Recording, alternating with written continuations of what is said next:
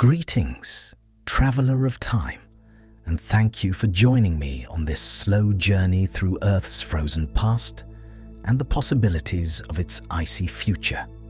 Tonight, we will gently explore the early climate of our planet, when a faint young sun bathed the world in soft, pale light, and primordial oceans began to teem with the very first forms of life. Imagine vast stretches of Earth still forming, where fragile clouds drift over shallow seas, and the air carries whispers of change long before humans arrived. Feel the gentle rhythm of time as ancient glaciers creep and recede across a quiet, nascent landscape. If you enjoy these moments of calm and discovery, please consider leaving a like, subscribing, or sharing your thoughts below. Your support is deeply appreciated and helps others find their way to this serene and reflective space. You can also turn on notifications so you won't miss any future journeys together. For now, take a deep breath. Feel the cool stillness of ancient ice around you. Let your body relax, release any tension, and allow your mind to drift across time. Let's begin. Long before ice ever traced its pale lines across continents, before mountains wore the scars of glaciers and oceans breathed with rhythmic freeze and thaw, Earth turned quietly beneath a much dimmer sun. More than 4 billion years ago, our planet occupied a young solar system, still settling into its long-lived architecture. The sun, newly ignited by nuclear fusion, shone with only about 70% of the energy it delivers today. Its light was weaker, its warmth restrained, casting Earth beneath a faint glow that should, by modern calculations, have left the planet locked in ice from pole to equator. Yet the ancient Earth did not freeze. Instead, beneath darkened skies, molten rock cooled into the first crust. Vast oceans gathered and persisted in liquid form. Chemical reactions unfolded patiently in water that refused to solidify. This contradiction, liquid oceans beneath a faint young sun, rests at the heart of one of climate science's most enduring puzzles. It is here, in this quiet paradox, that Earth's long story of climate regulation begins. The early planet was restless. Heat flowed upward from a still-forming interior, released by radioactive decay and lingering energy from accretion. Volcanoes pierced the thin crust, exhaling gases into a sky unlike any that would follow. Carbon dioxide accumulated in immense quantities, far denser than modern air. Methane drifted upward from volcanic sources and early microbial life, forming a potent greenhouse veil. Atmospheric pressure itself may have been significantly higher, thickening the air and enhancing its ability to trap heat. Under these conditions, sunlight, even diminished, lingered longer once it reached the surface. Infrared energy radiated upward only to be absorbed and re-emitted by greenhouse gases, slowing its escape into space. The planet warmed itself, not through brilliance, but through patience, holding on to every fragment of energy it received. The land, where it existed at all, bore little resemblance to continents as we know them. Scattered volcanic arcs and proto-continental fragments rose briefly before erosion reclaimed them. Rain fell heavily, driven by heat from below as much as light from above. Rivers carried dissolved minerals into a global ocean that covered nearly the entire surface. These seas absorbed heat efficiently, distributing warmth across latitudes, softening temperature extremes in a world without ice caps. Above, the sky glowed dimly through hazes of methane and organic particles. Sunlight filtered down as a muted amber, scattering through atmospheric chemistry unfamiliar to modern eyes. Day and night passed quietly, unbroken by birds, winds unshaped by forests. The only sounds were geological: the distant thunder of eruptions, the slow collapse of cooling rock, the ceaseless movement of water against stone. Evidence of this ancient balance is locked deep within minerals that have endured across eons. Tiny zircon crystals, some older than 4 billion years, contain oxygen isotopes that speak softly of liquid water at Earth's surface. Their internal chemistry preserves temperatures incompatible with a frozen world.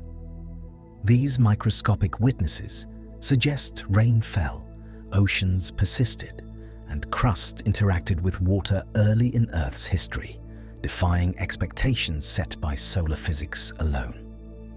Carbon dioxide played a central role in this fragile equilibrium. With no land plants to draw it down and no carbonate-secreting organisms to lock it away, CO2 accumulated freely. Chemical weathering slowly removed it from the atmosphere, but volcanic emissions replenished it continuously. This balance between rock and gas, eruption and erosion, formed Earth's first climate feedback loop, regulating temperature over immense spans of time. Methane added another layer of warmth. In an oxygen-poor atmosphere, methane could persist for thousands of years, absorbing heat far more efficiently than carbon dioxide.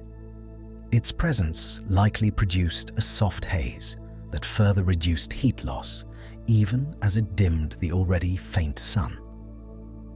The planet glowed not with brightness, but with retained warmth, an internal steadiness maintained against cosmic odds. The oceans themselves were active participants. Heat absorbed during the day circulated slowly through deep currents, preventing surface waters from freezing, even during extended darkness. Without polar ice to reflect sunlight, Earth absorbed more energy than it lost, a subtle but powerful advantage. The absence of ice was not merely a consequence of warmth, it was a reinforcing condition that helped sustain it. This early climate was not stable in the modern sense. It fluctuated, sometimes violently, as asteroid impacts delivered sudden bursts of energy or stripped away atmosphere. Each collision stirred the system, vaporizing water, reshaping the sky, then allowing conditions to settle once more. After each disturbance, Earth returned to liquid oceans, guided by the same slow feedbacks that had preserved them before. Volcanism, too, was relentless. Lava flows spread across cooling crust, releasing sulfur, carbon, and water vapor.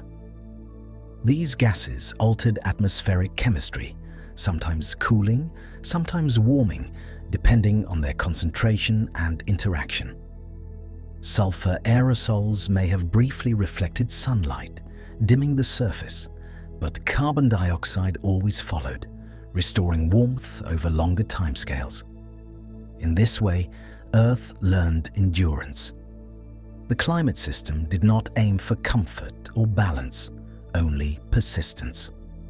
It adjusted not through foresight, but through consequence, responding to change with feedbacks that either dampened extremes or, at times, amplified them. This lesson, written early, would echo throughout the planet's history. Gradually, the sun brightened. Nuclear fusion in its core intensified as hydrogen fused into helium, increasing energy output at a steady, predictable rate. Earth responded in kind. As solar energy increased, greenhouse gas concentrations slowly declined through enhanced weathering and chemical sequestration. The balance shifted almost imperceptibly, maintaining temperatures within a narrow range suitable for liquid water. This slow dance between star and planet unfolded over hundreds of millions of years. No ice marked the surface, no glaciers carved valleys. Yet the absence of ice does not mean the absence of climate dynamics. On the contrary, this was the era in which Earth's regulatory mechanisms were tested and refined, preparing the planet for challenges yet to come. Within the oceans, chemistry grew more complex.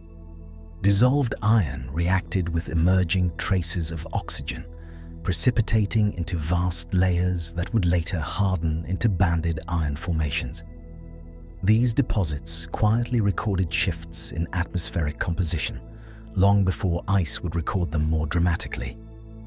The planet was changing, even if its surface appeared calm. Above, the sky slowly transformed. Methane concentrations fluctuated. Carbon dioxide levels adjusted. Nitrogen accumulated, becoming the dominant background gas. Each shift altered how energy moved through the atmosphere, subtly changing temperature gradients and circulation patterns. The climate system became more intricate, more sensitive to perturbation. This sensitivity would matter later. For now, Earth remained ice-free, held in a delicate warmth beneath a sun that continued its gradual ascent. The paradox of the faint young sun was not resolved by a single factor, but by the collective action of geology, chemistry, and time. No single mechanism saved Earth from freezing. Instead, a network of feedbacks worked together, quietly, persistently. As eons passed, the conditions that preserved warmth also set the stage for transformation. The same oceans that absorbed heat nurtured early life. The same volcanic gases that trapped warmth provided raw materials for metabolism. Slowly, almost invisibly, biology began to influence the atmosphere in return. The planet did not yet know ice, but the groundwork was being laid. Earth's climate, from its earliest days, was never static.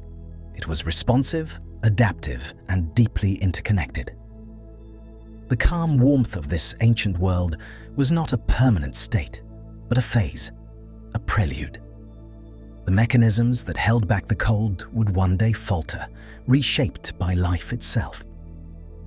In the long twilight beneath the faint sun, Earth learned how to survive in balance. And in doing so, it prepared unknowingly for the great freezes that lay far ahead, waiting patiently in deep time. The Earth that drifted into the Huronian Ice Age was no longer the quiet, molten world of its earliest youth. By 2.4 billion years ago, the planet had cooled, its crust thickened, its oceans deepened and stabilized. Yet the most profound transformation was invisible at first glance, unfolding molecule by molecule within the atmosphere itself. Life, small and unassuming, had begun to alter the sky. For hundreds of millions of years, cyanobacteria had thrived in sunlit surface waters. These microscopic organisms harnessed sunlight to split water molecules, releasing oxygen as a byproduct. At first, this oxygen vanished almost as quickly as it formed, consumed by dissolved iron in the oceans and reactive minerals exposed at the surface. Rust-colored sediments accumulated silently on the seafloor, recording a chemical struggle between biology and geology. Eventually, the sinks filled. Once the oceans could absorb no more, oxygen began to linger in the air. The change was gradual, almost imperceptible on human timescales, yet revolutionary for the planet. The sky, once dominated by methane and carbon dioxide, started to take on a new composition. Oxygen, a reactive and disruptive gas, reshaped atmospheric chemistry from the ground up. One of its first casualties was methane. Methane had long served as a powerful warming agent, trapping heat efficiently beneath the faint sun. But oxygen reacts readily with methane, breaking it down into carbon dioxide and water. As oxygen levels rose, methane concentrations collapsed. The greenhouse blankets thinned, not by volcanic quiet or solar dimming, but by life itself breathing out a new gas. Carbon dioxide remained, but it was weaker. With methane gone, Earth's atmosphere lost much of its insulating power. Sunlight still arrived, but heat escaped more easily into space. Temperatures began to fall. The cooling was neither immediate nor uniform. Oceans retained warmth, and volcanic emissions continued to supply greenhouse gases. But over tens of millions of years, the balance tipped. Ice, once absent from the planet's surface, began to appear for the first time on a global scale. Glaciers crept outward from high latitudes and elevated terrain, their advance slow and deliberate. As ice spread, it reflected sunlight back into space, amplifying the cooling already underway. This albedo effect introduced a new feedback loop, one that favored further ice growth once a threshold was crossed. The Huronian Ice Age had begun. Unlike later glaciations driven by orbital rhythms or continental arrangements, this freeze was rooted in chemistry and biology. The continents themselves were modest in size, scattered fragments clustered near the equator. Yet ice advanced regardless, a testament to the power of atmospheric composition over geography. Evidence of this ancient cold lies etched into stone. In regions that would one day become Canada, South Africa, and Australia, rocks bear unmistakable signs of glaciation. Scratched surfaces, jumbled sediments, and drop stones embedded in fine-grained layers. These features speak of ice moving across land and icebergs drifting over open water, releasing stones as they melted. Perhaps most striking are glacial deposits, found at latitudes that were once tropical. Paleomagnetic signatures preserved in these rocks reveal their original position near the equator, suggesting that ice extended far beyond the poles. The planet, it seems, was colder than any time before. Above the frozen surface, the atmosphere continued to evolve. Oxygen levels rose further, eventually reaching a few % of modern concentrations. For anaerobic life adapted to oxygen-free conditions, this was a crisis. Many organisms perished or retreated into isolated environments. Others adapted, learning to harness oxygen's energetic potential. The climate and the biosphere were now entwined in a feedback loop that ran both ways. Life altered the atmosphere. The atmosphere reshaped climate. Climate, in turn, constrained life. This dynamic interplay would define Earth's future, but here it unfolded for the first time. Ice sheets thickened and spread, locking away water and lowering sea levels. Shallow continental shelves emerged, exposing rock to weathering. As glaciers ground against the land, they pulverized stone into fine sediment, increasing chemical reactions that drew carbon dioxide from the air. This process further weakened the greenhouse effect, reinforcing the cold. Yet even in this deep freeze, Earth was not silent. Volcanoes continued to erupt, their heat piercing the ice and releasing carbon dioxide into the atmosphere. Over long spans of time, this sterile input began to accumulate. With weathering slowed beneath ice cover, carbon dioxide was removed less efficiently. Gradually, the balance shifted again. The Huronian Ice Age did not end abruptly. Instead, it unfolded as a series of glacial pulses, advances and retreats spanning hundreds of millions of years. Ice waxed and waned, responding to subtle shifts in greenhouse gases and internal heat flow. The planet experimented, testing the limits of cold without fully surrendering to it. As temperatures slowly recovered, ice retreated from lower latitudes. meltwater flowed into the oceans, carrying nutrients released by glacial erosion. These nutrients fueled biological productivity, further altering ocean chemistry. Oxygen levels continued their rise, stabilizing the new atmospheric regime. The sky was forever changed. Methane would never again dominate Earth's climate in the same way. Oxygen had claimed its place, enabled new metabolic pathways, and paved the way for complex life far in the future. But its arrival had come at a cost: the planet's first great ice age. This pattern, innovation followed by disruption, was now established. Life had proven capable of reshaping climate on a planetary scale, not intentionally, but inevitably. The Earth system responded with ice, a powerful regulator that imposed new boundaries. The landscapes left behind by the Huronian glaciations were stark. Bare rock surfaces scoured clean, sediments rearranged, coastlines reshaped. These changes altered how heat moved across the planet, influencing winds and currents long after the ice itself vanished. In the oceans, oxygen transformed chemistry from top to bottom. Iron-rich waters cleared, allowing light to penetrate deeper. New ecological niches emerged, favoring organisms that could tolerate or exploit oxygen.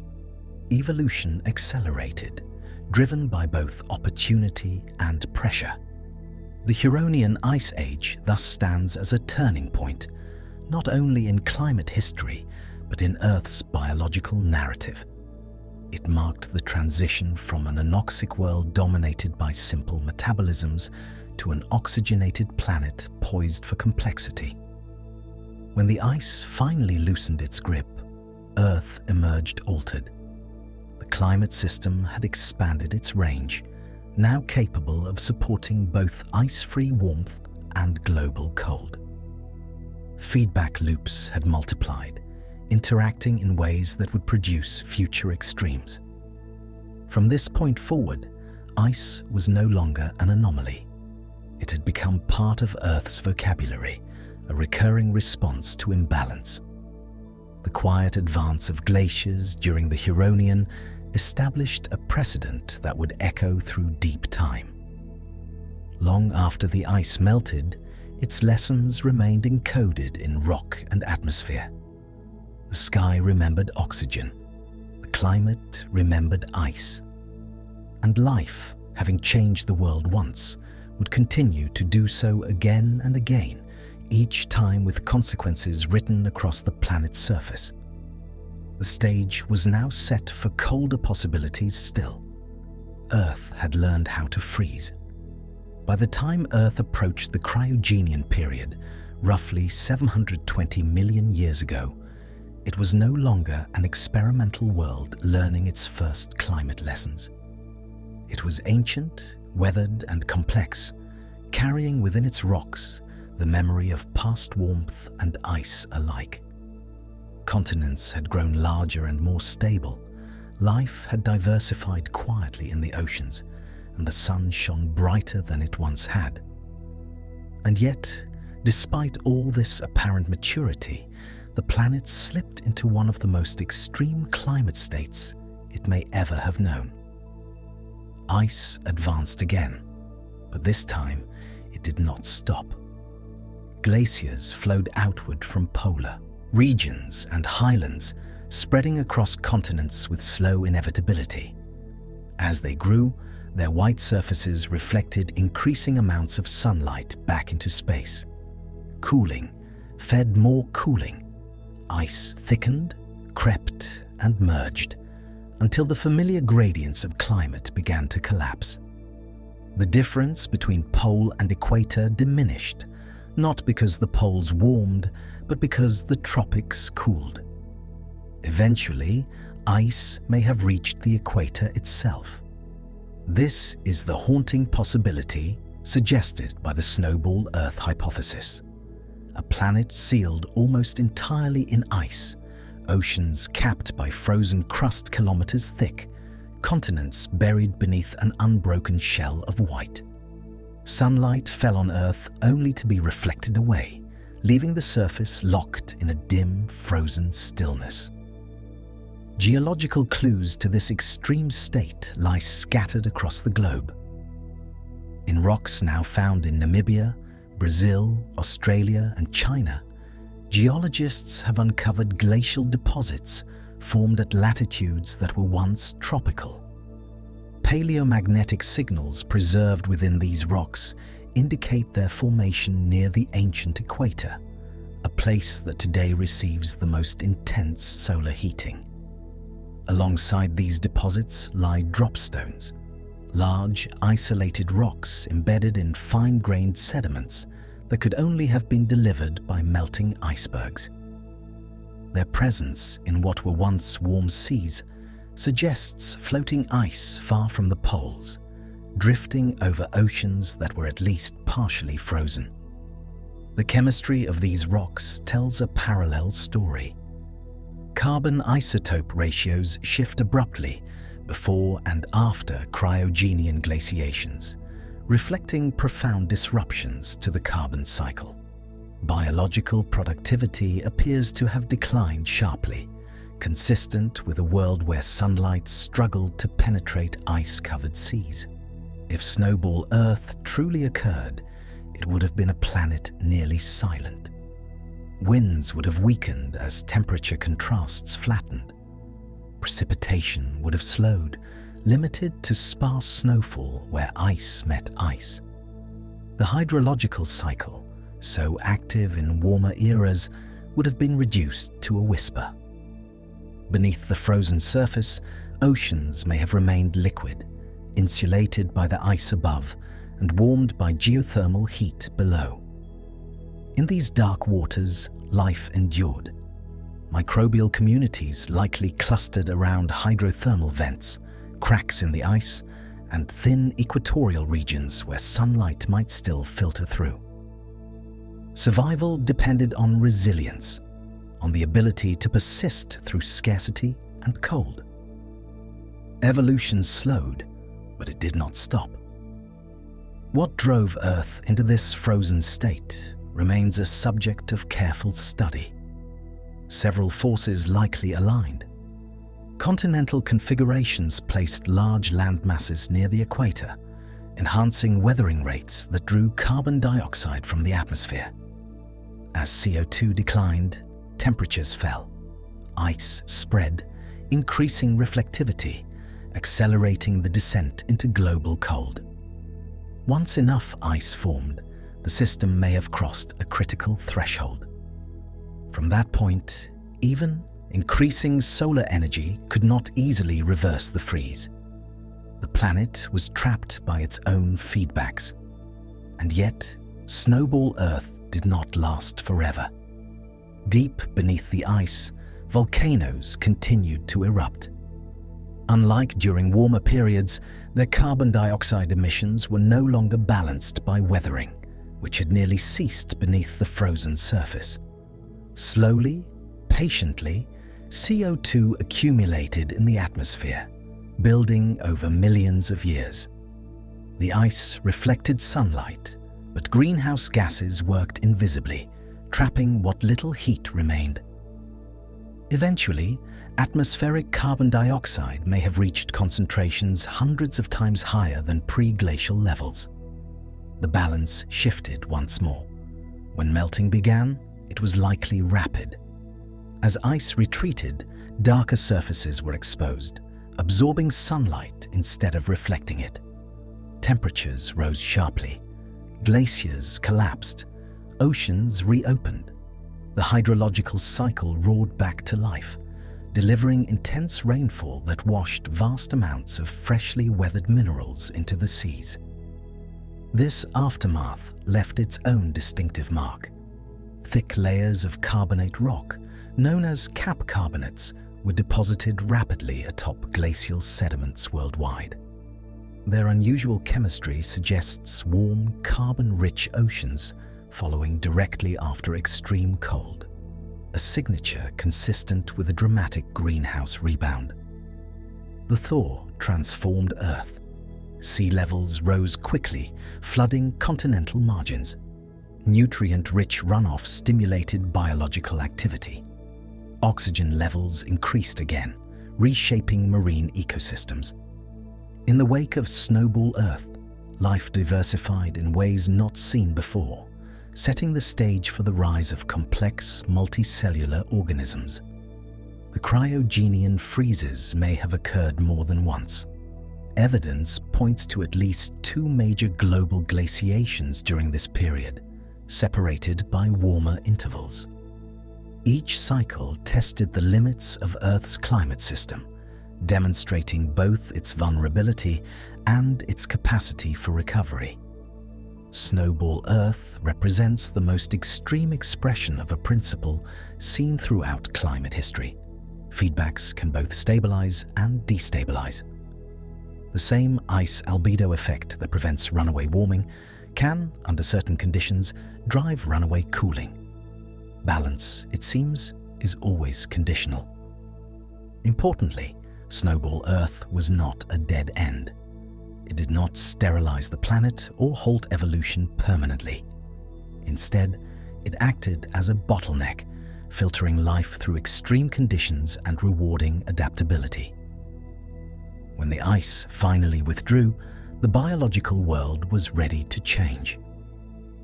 This episode also reshaped scientific understanding of climate. It revealed that Earth's system can occupy multiple stable states, warm, cold, and intermediate, depending on feedbacks and boundary conditions. Transitions between these states need not be gentle. From a distance, Snowball Earth would have appeared as a pale sphere beneath the sun, its brightness masking the complexity beneath. A world seemingly frozen in time, yet quietly preparing for transformation. The lesson of this frozen planet is not simply that Earth can become cold. It is that planetary climate is capable of radical shifts when pushed beyond certain thresholds. Recovery is possible, but it comes with consequences written into rock, chemistry, and life itself. As the Cryogenian ice retreated, Earth entered a new chapter. The planet emerged warmer, wetter, and chemically altered, its oceans primed for innovation. The deep freeze had reset the stage. From the silence of global ice came motion. From stillness came flow. And from a world nearly locked in white came the conditions that would soon allow life to bloom in unprecedented forms. The great thaw was complete. Earth had escaped its icy shell, but the memory of Snowball Earth would linger, a reminder of how close the planet had come to permanent frost and how powerful its internal rhythms truly were. As the last remnants of Cryogenian ice loosened their hold, Earth entered a world profoundly reshaped by its escape from near-total freezing. The thaw did not arrive gently. It surged forward, carried by greenhouse warmth accumulated over millions of years, dissolving glaciers that had dominated the planet for ages. Ice sheets fractured and withdrew, releasing vast volumes of meltwater that flowed across newly exposed land and into reopening seas. The planet exhaled, shifting from stillness into motion. The atmosphere remained thick with carbon dioxide in the wake of Snowball Earth, trapping heat efficiently beneath a brighter sun. Temperatures climbed well beyond pre-glacial levels. Rain fell heavily, driven by an invigorated hydrological cycle. Rivers cut into raw, freshly scoured rock, transporting minerals and nutrients into the oceans at unprecedented rates. The seas, once sealed beneath ice, became chemically rich and dynamically active. Sea levels rose quickly as ice vanished. Continental shelves flooded, creating expansive shallow marine environments bathed in sunlight. These warm, nutrient-laden waters became the cradle of a biological transformation unlike any before. Life, having survived the long freeze in scattered refuges, now encountered opportunity on a planetary scale. Oxygen played a quiet but decisive role in this transition. During the Cryogenian and its aftermath, atmospheric oxygen levels continued their slow ascent. Enhanced weathering delivered phosphorus and other nutrients to the oceans, fueling photosynthetic organisms that further enriched the atmosphere. With more oxygen dissolved in seawater, new metabolic strategies became viable, allowing organisms to grow larger, move more actively, and build more complex tissues. This gradual environmental preparation set the stage for the Cambrian period, beginning around 541 million years ago. What followed is known as the Cambrian explosion, not an instantaneous event, but a geologically brief interval marked by an extraordinary diversification of animal life. Body plans appeared that would define much of the animal kingdom for hundreds of millions of years to come. The warming climate was central to this expansion. Stable temperatures reduced physiological stress, while predictable seasonal cycles allowed ecosystems to persist and specialize. Shallow seas provided extensive habitats where sunlight, oxygen, and nutrients converged. Gentle currents carried larvae and nutrients across continental margins, knitting distant environments together. In these waters, early animals experimented with form and function. Some developed hard shells and exoskeletons, offering protection and structural support. Others evolved primitive eyes, sensing light and motion in ways that transformed predator and prey alike. Movement became more purposeful. Burrowing reshaped sediments, altering how oxygen and nutrients circulated through the seafloor. The fossil record preserves this moment with remarkable clarity. In places like the Burgess Shale of Canada and the Chengjiang deposits of China, soft-bodied organisms were entombed rapidly, capturing delicate details that would otherwise have vanished. These fossils reveal a menagerie of unfamiliar shapes: segmented swimmers, spiny crawlers, filter feeders drifting just above the seabed. Climate stability did not mean climatic uniformity. Temperatures varied across latitudes, but extremes were muted compared to the frozen world that came before. Without large ice sheets, heat circulated freely from equator to pole through oceans and atmosphere alike. Polar regions, though cooler, remained ice-free, supporting marine ecosystems where today only ice persists. This ice-free state altered Earth's reflectivity. Dark oceans and land absorbed solar energy efficiently, reinforcing warmth. Yet new feedbacks emerged to counterbalance this tendency. Chemical weathering intensified under warm, wet conditions, drawing carbon dioxide from the atmosphere and storing it in carbonate rocks. Over long timescales, this process began to moderate greenhouse conditions, preventing runaway heating. The interplay between climate and life deepened. The spread of shelled organisms increased the burial of carbon in marine sediments. Photosynthetic plankton expanded, pumping oxygen into the atmosphere while sequestering carbon below.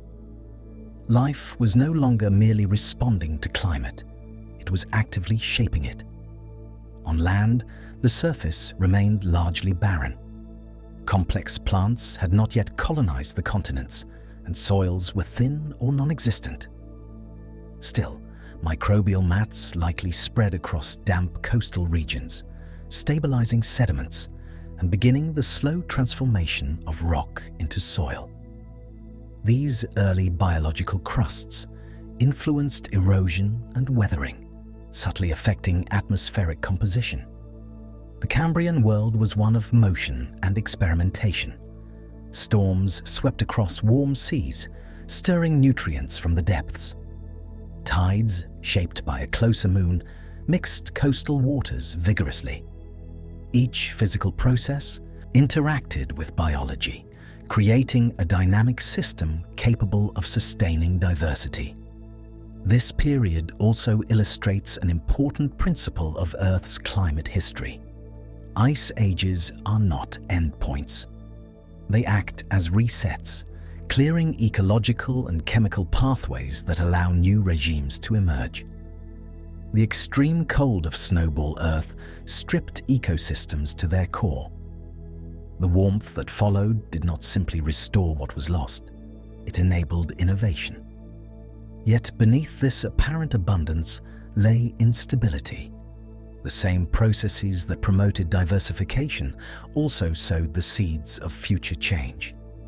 As carbon dioxide was drawn down and oxygen rose, the climate system continued its slow oscillation. Earth was drifting again, though imperceptibly toward cooler possibilities. Still, for tens of millions of years, the Cambrian world remained broadly warm and accommodating. Sea levels stayed high. Ice was absent. Life flourished in the oceans, filling ecological niches with increasing complexity. Food webs lengthened, interactions intensified, and evolutionary pressures sharpened. The contrast with the Cryogenian could not have been more profound. Where once ice muted movement and sound, now currents carried life in endless circulation. Where survival had depended on endurance, success now favored adaptability and interaction. This transformation underscores the resilience of Earth's system. Even after near total freezing, the planet rebounded into a state capable of supporting richness and diversity. The climate did not simply recover, it reorganized, finding a new balance shaped by feedbacks between geology, atmosphere, and life. The Cambrian warming stands as a reminder that climate extremes can open as many doors as they close. By pushing the system to its limits, Snowball Earth altered the chemical and physical conditions of the planet. The warmth that followed was not a return to an old equilibrium, but the establishment of a new one. As the Cambrian period progressed, Earth continued its long, patient evolution. Continents shifted slowly, oceans deepened and shallowed, atmospheric composition adjusted incrementally. The climate remained dynamic, never fixed, always responsive. This era of expansion did not mark the end of ice forever. It was a pause, a long interlude of warmth between episodes of cold. The mechanisms that allow ice to form, orbital changes, continental drift, atmospheric shifts, remained quietly in place. For now, though, Earth rested in relative abundance. Life explored new possibilities under warm skies and open seas. The scars of ice faded into memory, preserved only in stone. The planet had learned that from restraint could come release, and from cold, complexity. This lesson would repeat itself again and again across deep time, as Earth continued its slow oscillation between frozen silence and flourishing motion.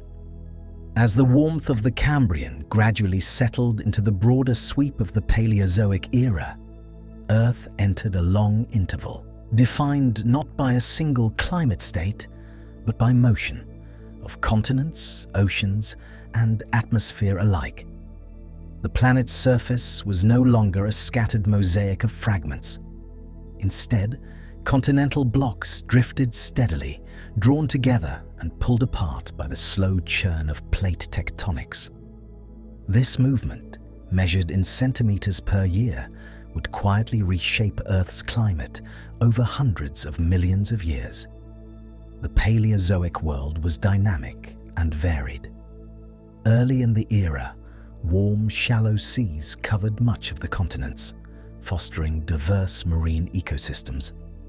Later, vast forests of early land plants spread across coastal plains, altering weathering rates and atmospheric composition. Through it all, Earth's climate responded to geography as much as to chemistry. Ice returned, not as a singular catastrophe, but in waves. The most significant of these glaciations occurred during the late Paleozoic, beginning around 360 million years ago and persisting with fluctuations into the early Permian. At this time, continents converged to form the southern supercontinent Gondwana, which drifted across the South Pole. This slow migration placed large landmasses in polar regions, a configuration uniquely suited to ice formation. As Gondwana cooled, glaciers formed and expanded across what are now South America, Africa, India, Australia, and Antarctica. These ice sheets advanced and retreated over tens of millions of years, carving landscapes that today lie scattered across distant continents. The marks they left behind, striated bedrock, tillites, and glacial pavements, provide a clear record of ice in places now far from the poles. Unlike earlier global freezes, these Paleozoic glaciations coexisted with warmth elsewhere. Near the equator, tropical climates persisted.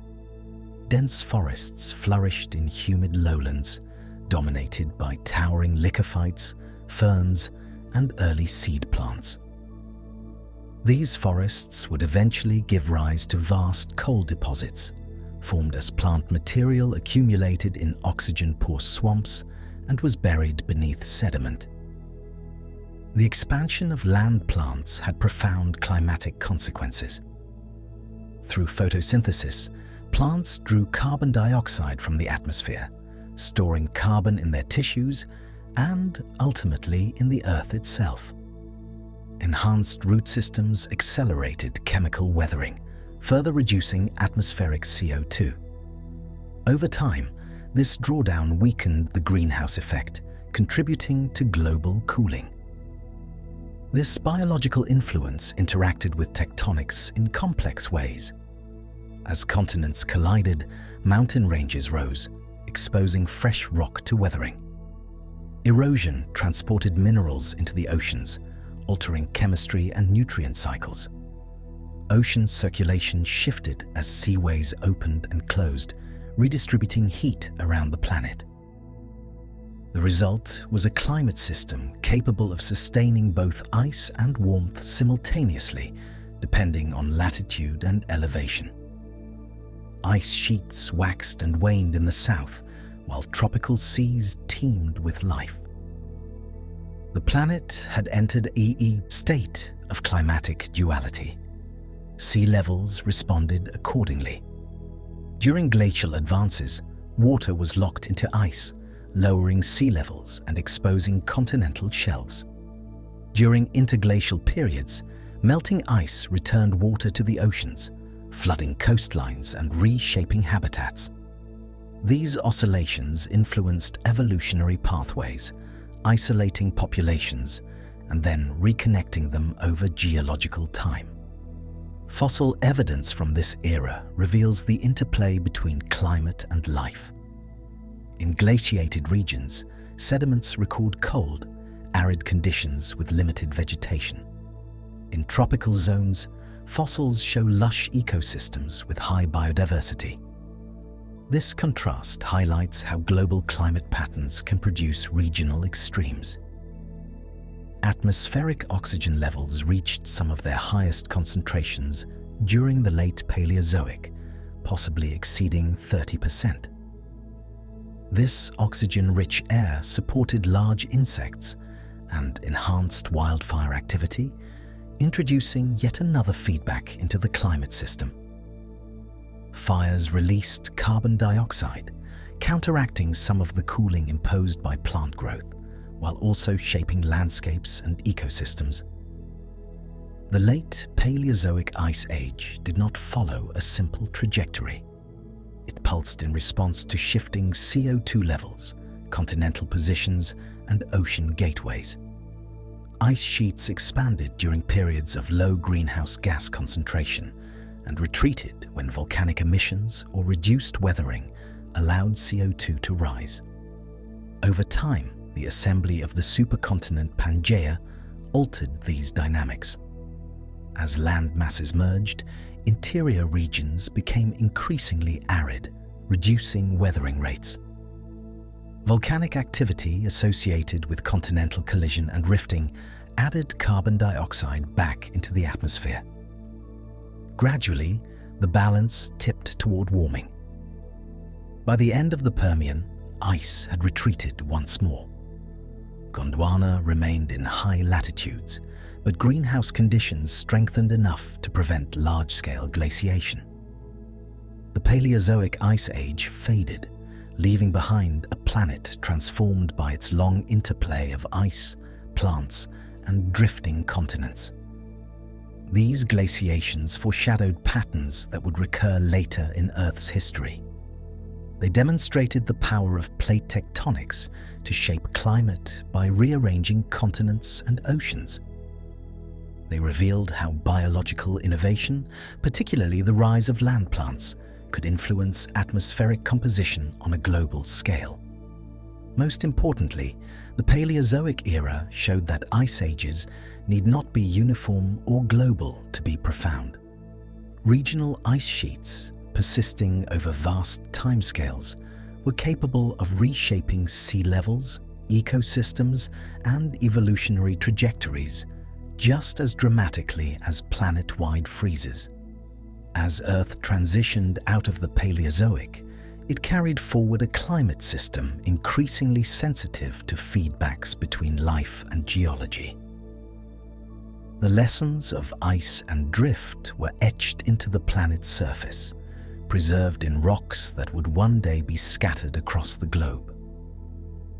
The long choreography of continents had proven itself a powerful climate driver. Ice came not only from changes in the sky, but from changes in the ground beneath. Earth's climate was now inseparable from its moving crust. With the close of the Paleozoic, the planet stood on the threshold of a new era, one in which warmth would dominate for millions of years. Ice receded, forests vanished, and a greenhouse world emerged in their place.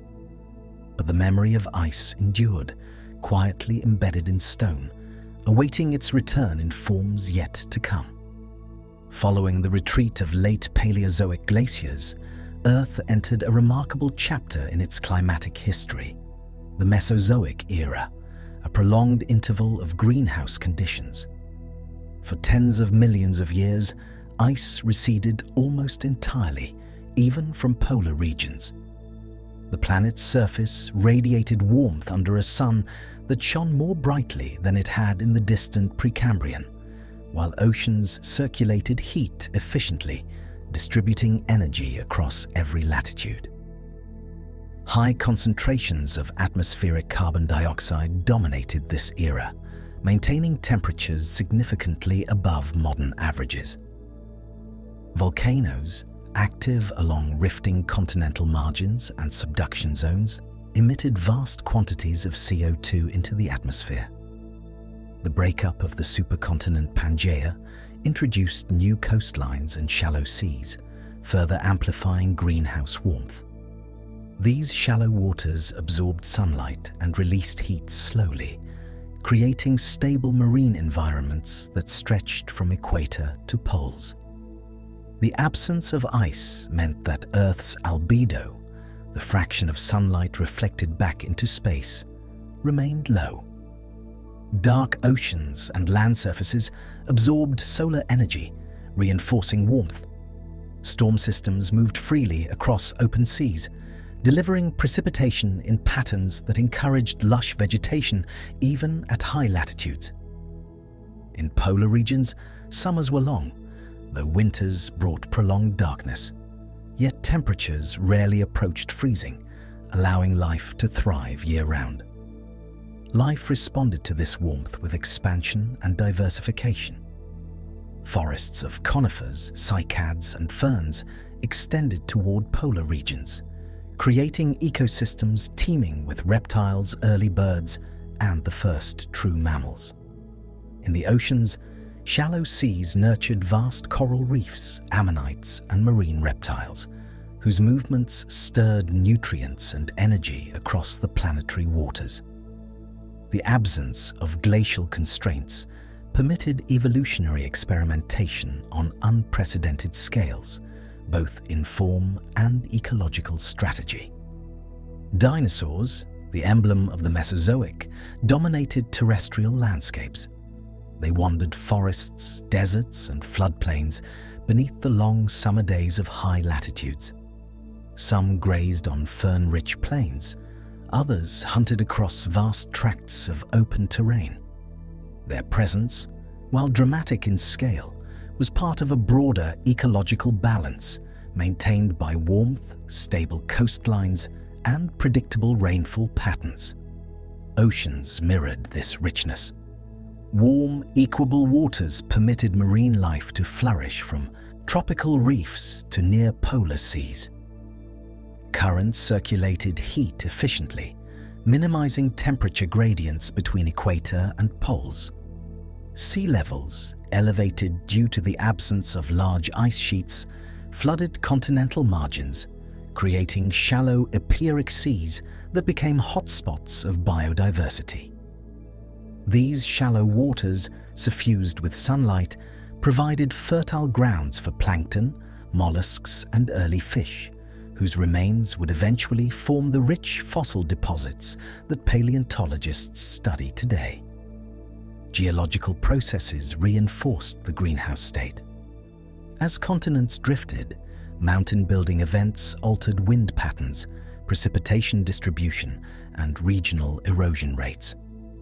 Basaltic lava flows, the remnants of rifting and hotspot activity, released carbon dioxide, maintaining a planet-wide thermal energy surplus.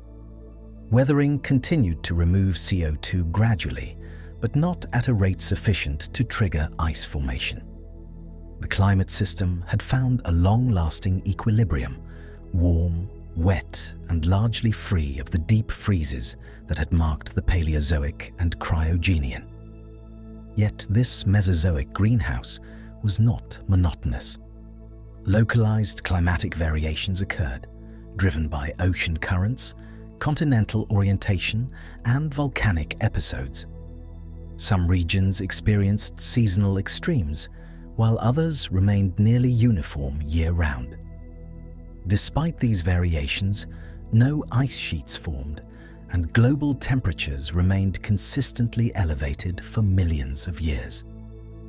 This persistent warmth allowed ecosystems to stabilize in ways that glaciated worlds had never permitted, fostering both size and complexity among land and sea organisms. The greenhouse world also revealed a fundamental principle of Earth's climate. Absence of ice amplifies feedback loops that maintain warmth. Without reflective surfaces to bounce sunlight away, incoming energy was absorbed, sustaining the cycle. Carbon dioxide, continually replenished by volcanism, worked invisibly to reinforce warmth. Life, in turn, adapted to these conditions, thriving within the stable thermal envelope, but also subtly influencing it by sequestering carbon in sediments and biomass. Polar regions, typically synonymous with cold and desolation, were transformed. Fossilized plants and reptiles indicate that forests extended to high latitudes, where summers offered long periods of light and warmth sufficient for growth, even as winters brought extended darkness. Animals navigated these conditions with physiological adaptations and behavioral strategies, such as migration and hibernation, demonstrating resilience in an otherwise temperate global climate. Shallow seas surrounding continental interiors provided corridors for species dispersal. Marine organisms traveled vast distances, connecting populations across oceans. Coral reefs expanded, serving as nurseries for countless species. These habitats became the backbone of Mesozoic biodiversity, demonstrating the role of climate stability in enabling ecosystems to flourish over geological timescales. This ice-free interlude offered a crucial counterpoint to Earth's glaciated past. It highlighted the power of greenhouse forcing to maintain planetary warmth, but also underscored the fragility inherent in such a state. High temperatures, abundant CO2, and extensive shallow seas created a world capable of great productivity, but one that could be rapidly altered should carbon levels change or tectonic configurations shift. The Mesozoic greenhouse, in essence, functioned as a calm interlude, a prolonged moment in which Earth's climate system experienced minimal extremes. It allowed life to expand in ways impossible under glacial conditions, emphasizing that the planet's long-term climate history oscillates between warmth and cold. Each phase informs the next. Glaciers follow warmth, warmth follows ice, and life continually responds to these cycles. By the end of the Mesozoic, the stage was set for a return to cooler climates. As continents continued to drift, polar regions began to move toward latitudes conducive to ice formation. Oceanic gateways opened and closed, slowly reorganizing currents and altering the distribution of heat. Carbon dioxide levels would fluctuate, no longer able to sustain the prolonged warmth that had defined the era. The interlude would end, but it had left its mark. Ecosystems of enormous scale, complex food webs, and evolutionary experimentation that would shape the coming ages. For now, though, Earth rested in warmth. Ice lay dormant, hidden only in the distant memory of deep time. The greenhouse interlude revealed the planet's capacity for abundance, demonstrating that in the absence of glacial constraint, life, oceans, and atmosphere can achieve a stable, flourishing balance. In this long calm, the planet's systems, geology, atmosphere, and biology danced together, reinforcing warmth and sustaining biodiversity. It was a world of slow, deliberate processes, of subtle currents and gentle winds, a stark contrast to the frozen chapters that had preceded it. And yet, beneath the calm, the mechanisms that would eventually return ice to the poles quietly persisted, waiting their turn in the planetary rhythm. After millions of years of Mesozoic warmth, Earth began a decisive shift toward cooler conditions during the Paleogene, around 34 million years ago. This transformation unfolded gradually, yet inexorably, orchestrated by the slow motions of continents, the subtle reorganization of oceans, and a decline in atmospheric carbon dioxide. Among the most consequential events was the southward drift of Antarctica, as the frozen continent approached its polar destination, setting the stage for the birth of the first permanent ice sheets. The planet's oceans played a central role in this cooling. As Antarctica moved over the South Pole, it became increasingly isolated by the emerging Southern Ocean.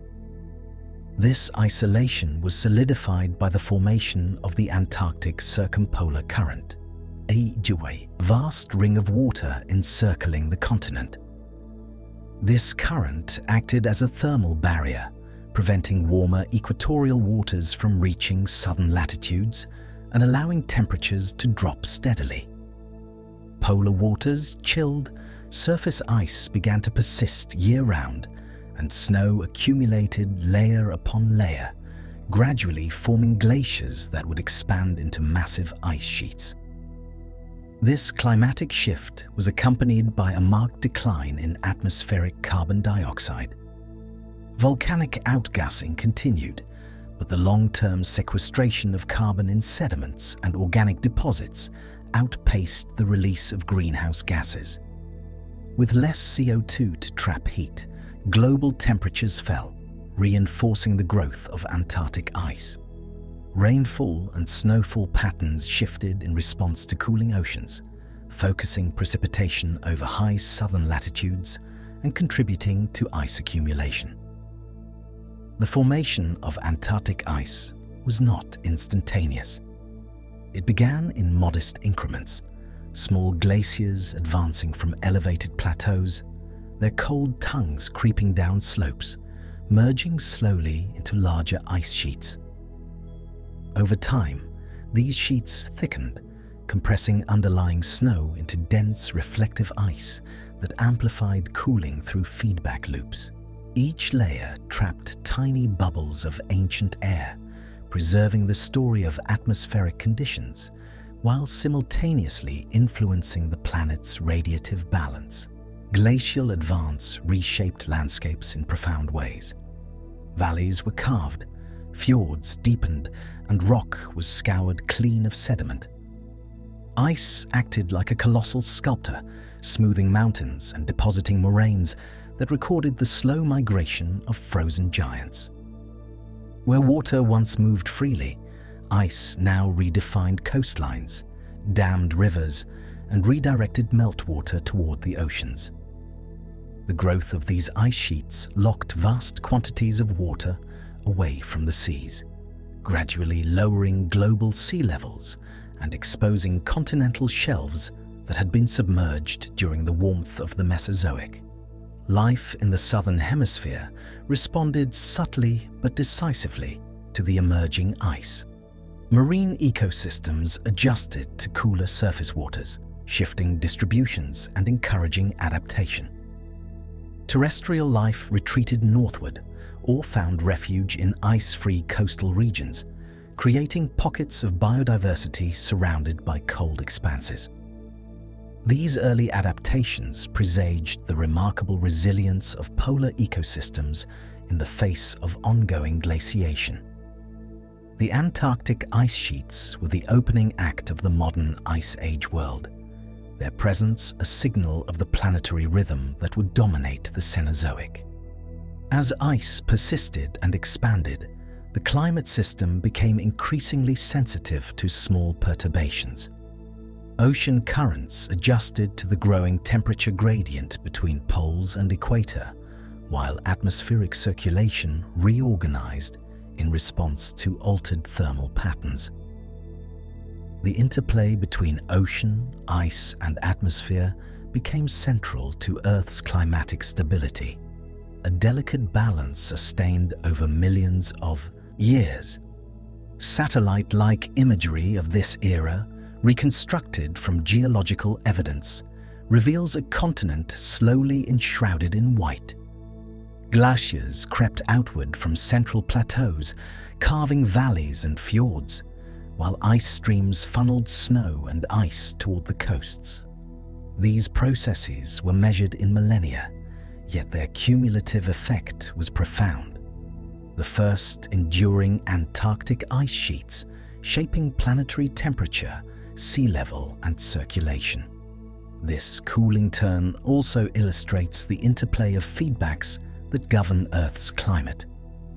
The reflective surfaces of ice increased albedo, reducing solar energy absorption and reinforcing cooling. As ice spread, it stabilized atmospheric patterns, altered precipitation, and contributed to long-term sequestration of carbon. The Antarctic ice sheet became both a product of and a catalyst for further cooling, initiating cycles that continue to influence the planet today. By the end of the Oligocene, Antarctica was largely glaciated, and permanent ice had become a defining feature of Earth's climate system. Other polar regions remained comparatively warmer, but the mechanisms for ice sheet formation, continental placement, orbital variability, and greenhouse gas concentration were now firmly in place. The planet had entered a new climatic regime, one in which ice once again dictated the rhythms of temperature, sea level, and ecological opportunity. The quiet advance of Antarctic ice marked a turning point in Earth's story. For the first time in tens of millions of years, glaciation became permanent at a continental scale. The planet's surface and oceans were transformed, establishing conditions for the cyclical ice ages that would dominate the Quaternary and influence the evolution of life, including the ancestors of modern humans.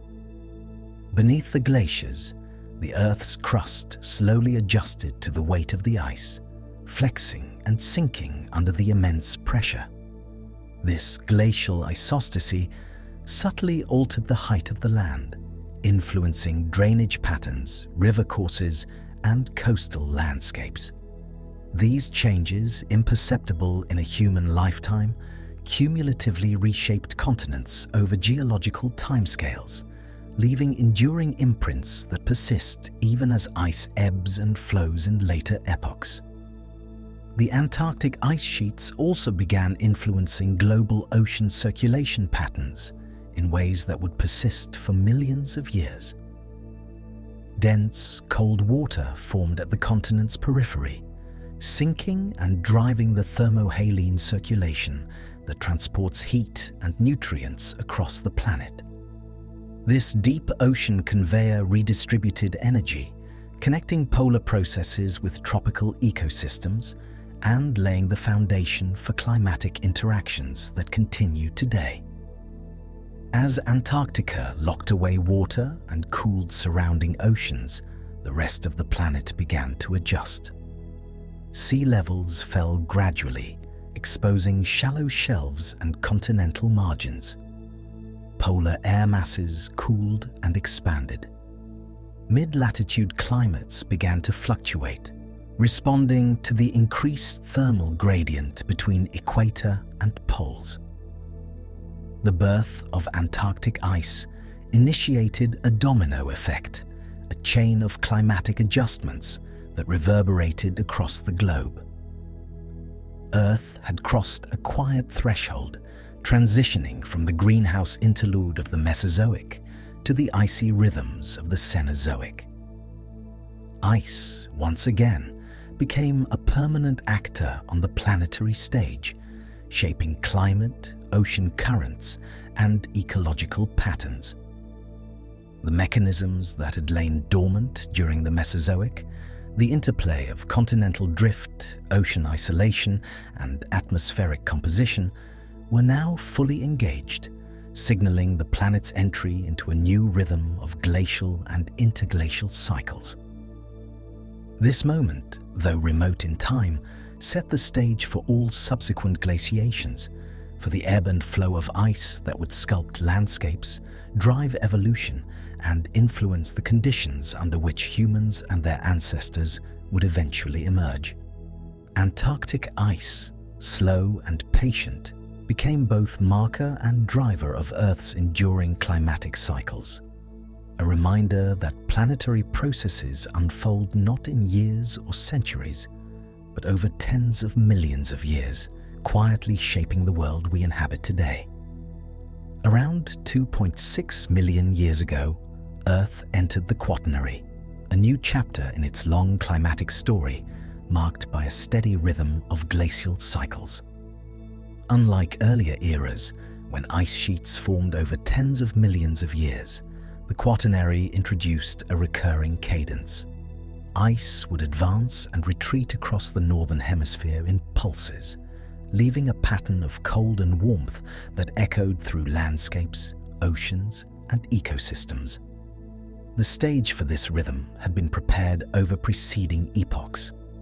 Antarctica had long been glaciated, and high-latitude oceans circulated cold water around the poles. Northern continents, primarily North America and Eurasia, were now positioned to accumulate large ice sheets.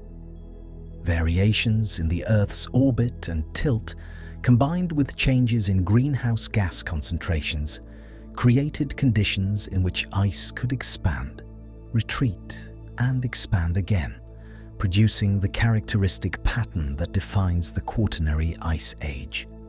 The ice sheets themselves were monumental. Kilometers thick in places, they blanketed vast regions of the northern hemisphere, grinding underlying rock into sediment and reshaping the land with slow, inexorable pressure. Valleys deepened, mountains were sculpted, and enormous amounts of water were sequestered in frozen layers, causing global sea levels to fluctuate by more than 100 meters between glacial maxima and interglacial intervals. These rhythms were not chaotic, but responded to subtle environmental nudges, changes in atmospheric carbon dioxide, driven by oceanic absorption, volcanic emissions, and feedbacks from vegetation, influenced the growth and decay of ice. Ocean currents shifted in response to cooling or warming, redistributing heat across the planet and reinforcing climatic trends. Even the alignment of continents, though largely set, influenced wind patterns, precipitation, and the accumulation of snow at high latitudes. During glacial periods, ice advanced slowly yet relentlessly, creeping over plains and lowlands, diverting rivers, damming lakes, and eroding rock. Moraines, drumlins, and outwash plains marked the slow movement of ice, forming a topographic record that would persist long after glaciers vanished.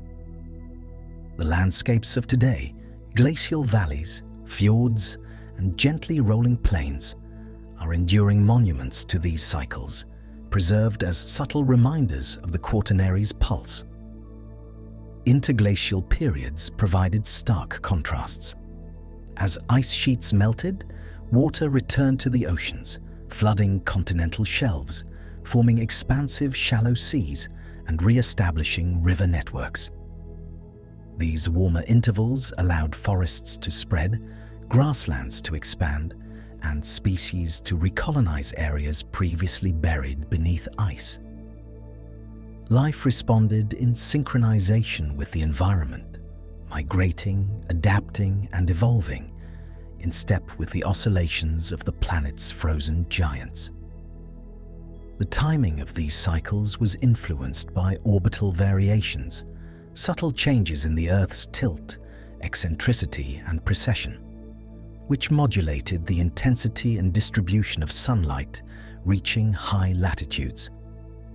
These slow cosmic rhythms, measured in tens to hundreds of thousands of years, acted as pacemakers for glacial and interglacial intervals. Yet the response of ice sheets was not instantaneous.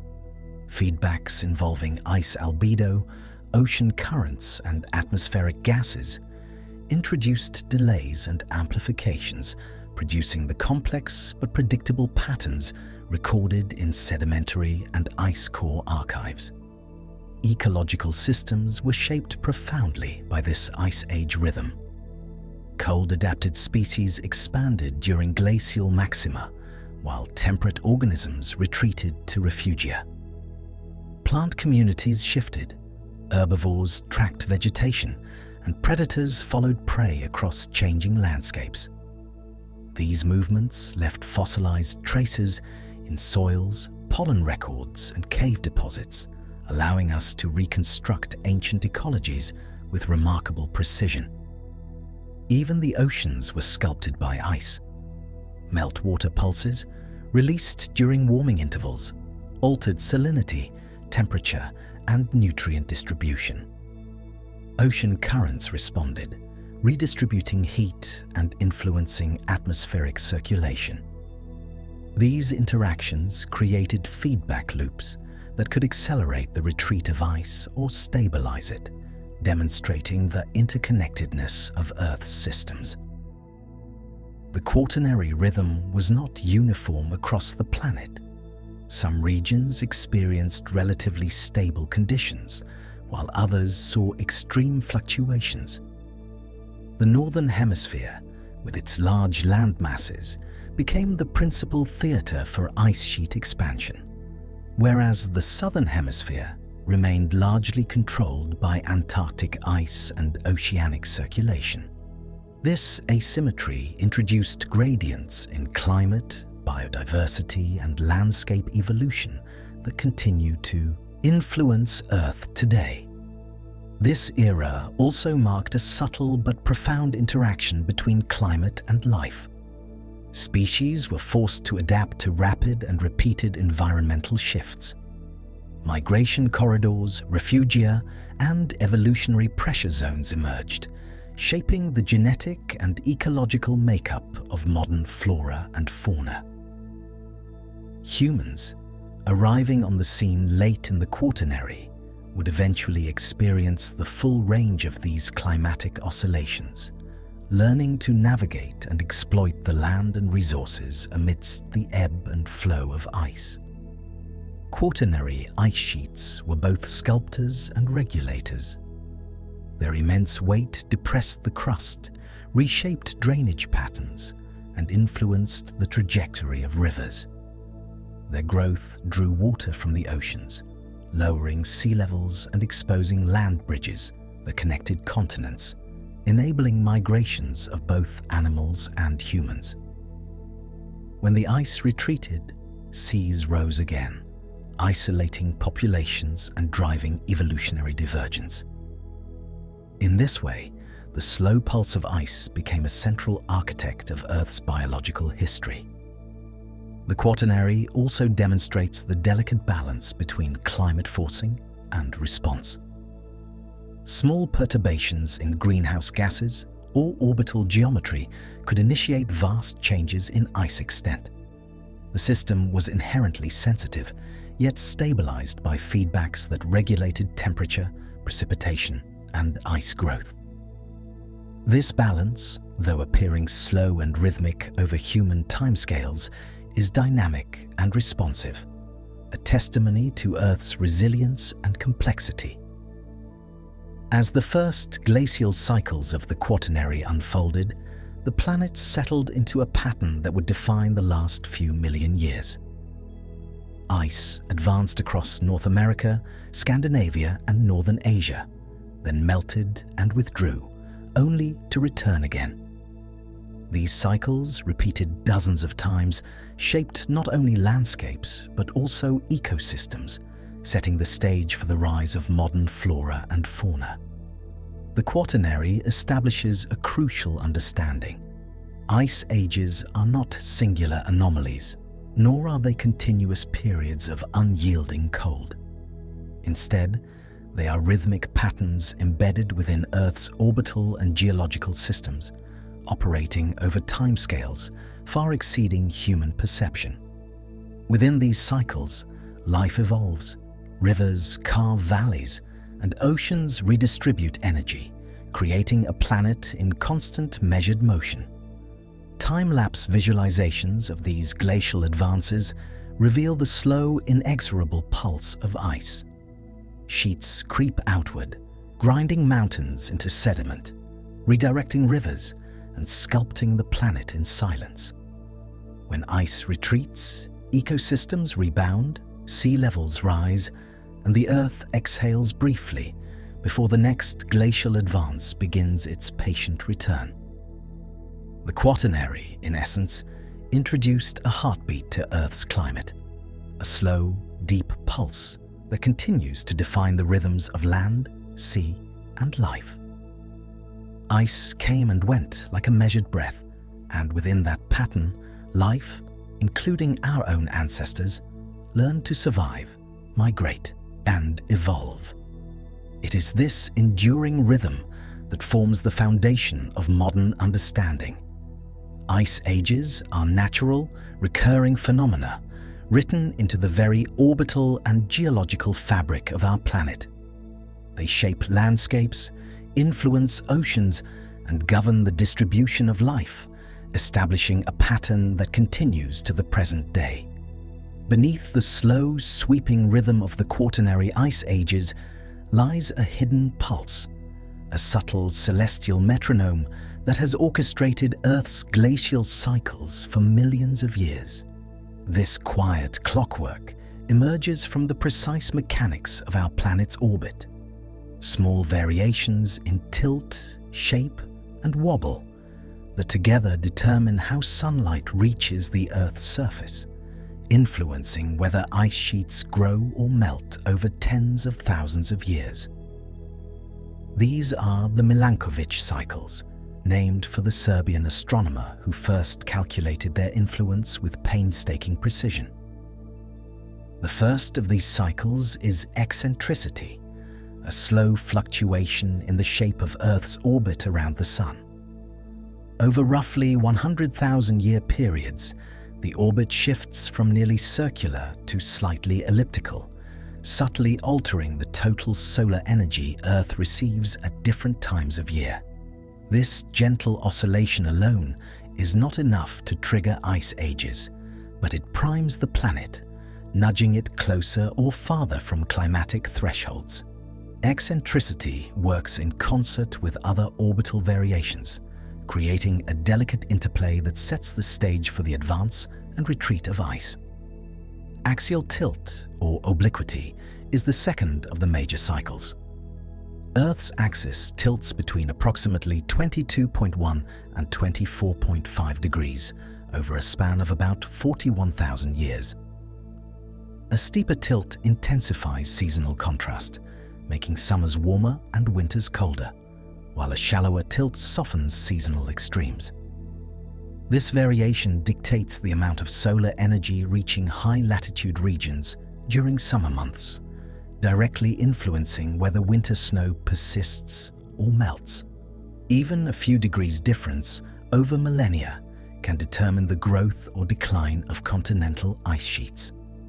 The third cycle is precession, a slow wobble of Earth's axis, akin to a spinning top whose tip traces a circle over time. This wobble changes the timing of the seasons relative to the Earth's position in its orbit, cycling roughly every 23,000 years. Precession affects which hemisphere experiences summer when Earth is closest to the Sun, subtly redistributing seasonal energy between north and south. Alone, it is a delicate modulation, but combined with eccentricity and obliquity, it orchestrates the fine structure of ice age timing. These orbital variations are imperceptible in a human lifetime, their influence unfolding over tens to hundreds of millennia. Yet their impact is profound. Slight changes in the distribution of sunlight at high latitudes determine whether snow melts during summer or accumulates through winter. When snow persists year after year, it compacts into ice, slowly forming glaciers that expand outward across continents. The timing of these orbital cycles aligns strikingly with the sedimentary and ice core records, revealing a pattern of glaciation intimately tied to the dance of the heavens. Milankovitch cycles alone, however, are not the full story. Their effects are amplified by a suite of feedback mechanisms that respond to initial changes. Ice sheets themselves increase Earth's albedo, reflecting more sunlight and reinforcing cooling. As ice spreads, atmospheric carbon dioxide can decline due to changes in ocean circulation and productivity, further strengthening the cold phase. Ocean currents adjust, distributing heat differently across the globe, while vegetation responds, altering surface reflectivity and influencing carbon storage. Together, these processes convert subtle orbital nudges into the massive glacial and interglacial cycles that have shaped the Quaternary. Visualizing this interplay requires a shift in perspective. Imagine Earth from space. An almost imperceptible tilt changes the intensity of sunlight over the polar regions. The shape of the orbit adjusts the total energy received. A slow wobble shifts the timing of seasons. These tiny variations, imperceptible to daily experience, accumulate over millennia, guiding the waxing and waning of ice with a precision that feels almost choreographed. The orbital clockwork, though quiet and slow, leaves an indelible imprint on the planet's surface, marking valleys, plains, and coastlines with the subtle signature of repeated glacial expansion and retreat. The response of ice sheets to orbital cycles is not instantaneous. A few degrees change in summer sunlight may begin the accumulation of snow in one season, but glaciers grow over thousands of years, thickening and extending in response to sustained climatic pressure. Conversely, warming summer insolation initiates melting, but the retreat of ice is moderated by ice dynamics, the thermal inertia of glaciers, and the gradual feedbacks of oceans and atmosphere. These delays and amplifications give rise to the complex rhythmic patterns of glaciation seen in geological records. The Milankovitch framework also explains regional variability. High-latitude continents, particularly in the northern hemisphere, are most sensitive to insolation changes, while the southern hemisphere, dominated by ocean, responds differently. This asymmetry has shaped the growth of ice sheets, the distribution of glacial deposits, and the timing of meltwater pulses. Even within continents, ice sheet behavior can vary, guided by topography, precipitation patterns, and local climate responses to orbital forcing. Life, too, responded to the rhythm imposed by these cycles. Species distributions shifted gradually, following the expansion and contraction of ice and vegetation zones. Migration corridors opened and closed in response to advancing or retreating ice, driving adaptation and evolution. Early humans learned to navigate these changes, exploiting new landscapes exposed by retreating ice or adapting to harsher conditions during glacial maxima. Milankovitch cycles, subtle though they are, influenced the ecological canvas on which evolution played out during the Quaternary. Ice core and sedimentary records provide tangible evidence of these cycles. Layers of ice trap atmospheric gases, preserving the composition of carbon dioxide, methane, and other trace elements over hundreds of thousands of years. Sediments reveal alternating layers of glacial till and interglacial deposits, recording the periodic advance and retreat of ice sheets. These archives demonstrate the tight correlation between orbital variations, greenhouse gas concentrations, and ice volume, illustrating the interplay between cosmic mechanics and Earth's climate system. The Milankovitch cycles remind us that the pace of Earth's climate is vast, measured in millennia rather than years. They illustrate how minor changes in solar distribution can trigger profound environmental consequences, reshaping ice sheets, ocean currents, and ecosystems. The subtle clockwork of these cycles operates continuously, its influence encoded in every valley, fjord, and moraine, sculpted by advancing and retreating ice. In the grand tapestry of Earth's climatic history, Milankovitch cycles act as both conductor and metronome. They provide the timing for glacial rhythms, the pacing for ice sheet dynamics, and the framework within which feedback loops amplify or moderate change. While human perception is limited to fleeting decades, these orbital mechanisms unfold with quiet certainty over tens of thousands of years, guiding the slow, inevitable pulse of ice that defines the Quaternary. Understanding these cycles allows us to connect deep time to recent climatic events. The advance of glaciers over North America, the retreat of ice to reveal Europe's river valleys, the fluctuating sea levels that exposed and submerged land bridges, all can be traced back, in part, to the precise rhythms set by Earth's orbit. Milankovitch cycles offer a lens through which to view the slow, elegant dance of ice and warmth, a cosmic choreography that has shaped the planet long before humans emerged and will continue long after. At their greatest extent during the Quaternary, ice sheets became monumental sculptors of the Northern Hemisphere, advancing quietly but with an immense, persistent force. Stretching over millions of square kilometers, these frozen giants were not static.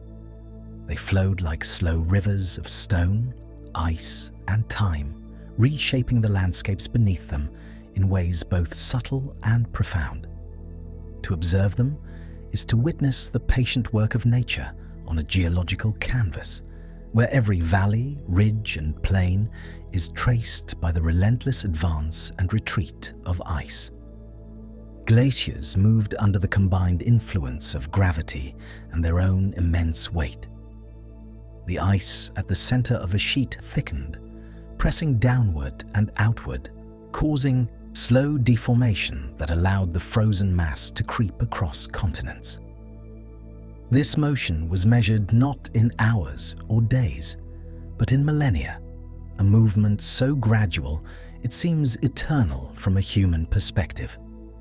Yet, over tens of thousands of years, glaciers could cover entire landscapes, burying forests, rivers, and plains beneath layers of ice kilometers thick.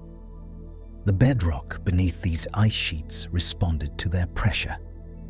As glaciers advanced, the crust compressed, and in some areas, it sank by hundreds of meters. When ice eventually melted, the land slowly rebounded, a process still ongoing today in regions such as Scandinavia and Canada. This phenomenon, known as isostatic adjustment, demonstrates the intimate connection between ice and Earth's solid surface, revealing the dynamic interplay between frozen and living worlds. Ice sheets sculpted the terrain with striking precision. U-shaped valleys replaced V-shaped river gorges. Moraines marked the furthest reaches of glacial advance, and drumlins traced the direction of ice flow. Vast outwash plains formed from sediments carried by meltwater, spreading finely sorted sands and gravels across plains once buried by ice. The movement of ice was both destructive and constructive, eroding mountains while depositing fertile sediments that would later nourish ecosystems emerging from beneath the frozen veil. Rivers were redirected by the creeping mass of ice. Lakes formed behind natural dams created by moraines, and new drainage channels were carved through rock and sediment. The fresh water released during glacial melting caused profound changes in ocean circulation. Massive meltwater pulses temporarily lowered salinity in surrounding seas, disrupting currents and altering climate on a global scale. These pulses, though transient in geological terms, had cascading effects that reverberated through ecosystems and weather patterns far from the ice margins. As glaciers reached their maximum extent, ice sheets in North America, Eurasia, and other high-latitude regions began to alter habitats for the species that survived the advancing cold. Forests were compressed into narrow refugia, tundra and steppe expanded, and fauna adapted to the harsh conditions. Megafauna roamed newly exposed landscapes, while plants and animals retreated, migrated, or evolved to fit the icy domain. Ice sheets, though indifferent to life, dictated the pace of survival, shaping the ecological architecture of continents. Melt phases of these glaciers were equally transformative. As ice retreated, the land beneath was revealed gradually. Rivers resumed their ancient courses, valleys drained, and seas reclaimed the continental shelves exposed by lower glacial sea levels. Newly deglaciated landscapes provided corridors for the spread of flora and fauna, and in some cases, land bridges connected continents, enabling the migration of species, including humans, across previously impassable expanses. Each retreating ice sheet left behind a story etched into stone, sediment, and soil, a record of the slow unfolding of climate over millennia. The advance and retreat of ice sheets also drove feedback mechanisms within Earth's climate system. Snow and ice reflect sunlight, amplifying cooling during glacial periods, while melting ice reduces reflectivity, allowing temperatures to rise. The release of meltwater into oceans affects salinity and circulation, which in turn can influence precipitation and temperature in distant regions. These interconnected systems demonstrate the profound complexity of Earth's frozen giants, whose movements are both a product of climate and an agent of its modulation. Ice sheets are not merely records of past cold. They are dynamic participants in shaping the physical and ecological environment. In addition to sculpting landforms, they regulate sea levels, influence oceanic heat transport, and even affect atmospheric circulation patterns. Their sheer mass exerts a gravitational pull on oceans, subtly modifying tides and coastal water distribution, showing that ice is never passive, but an active, shaping force on Earth.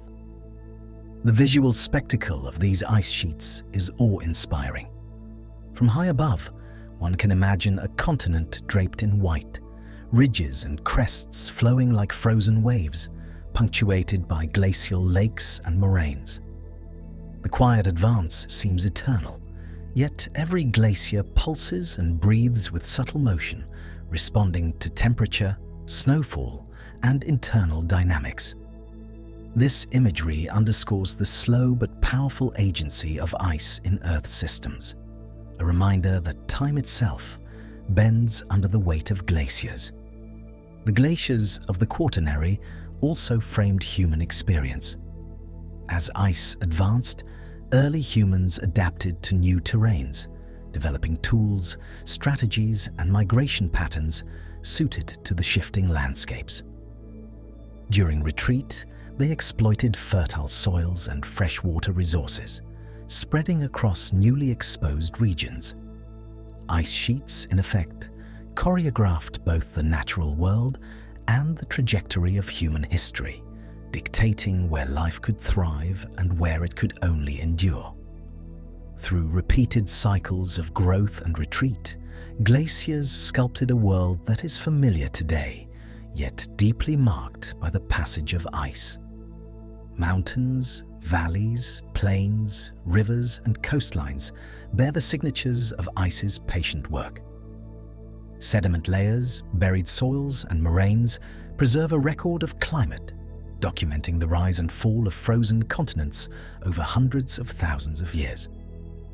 Even long after the last ice sheet vanished, its imprint remains, a quiet testament to the enduring power of glacial processes.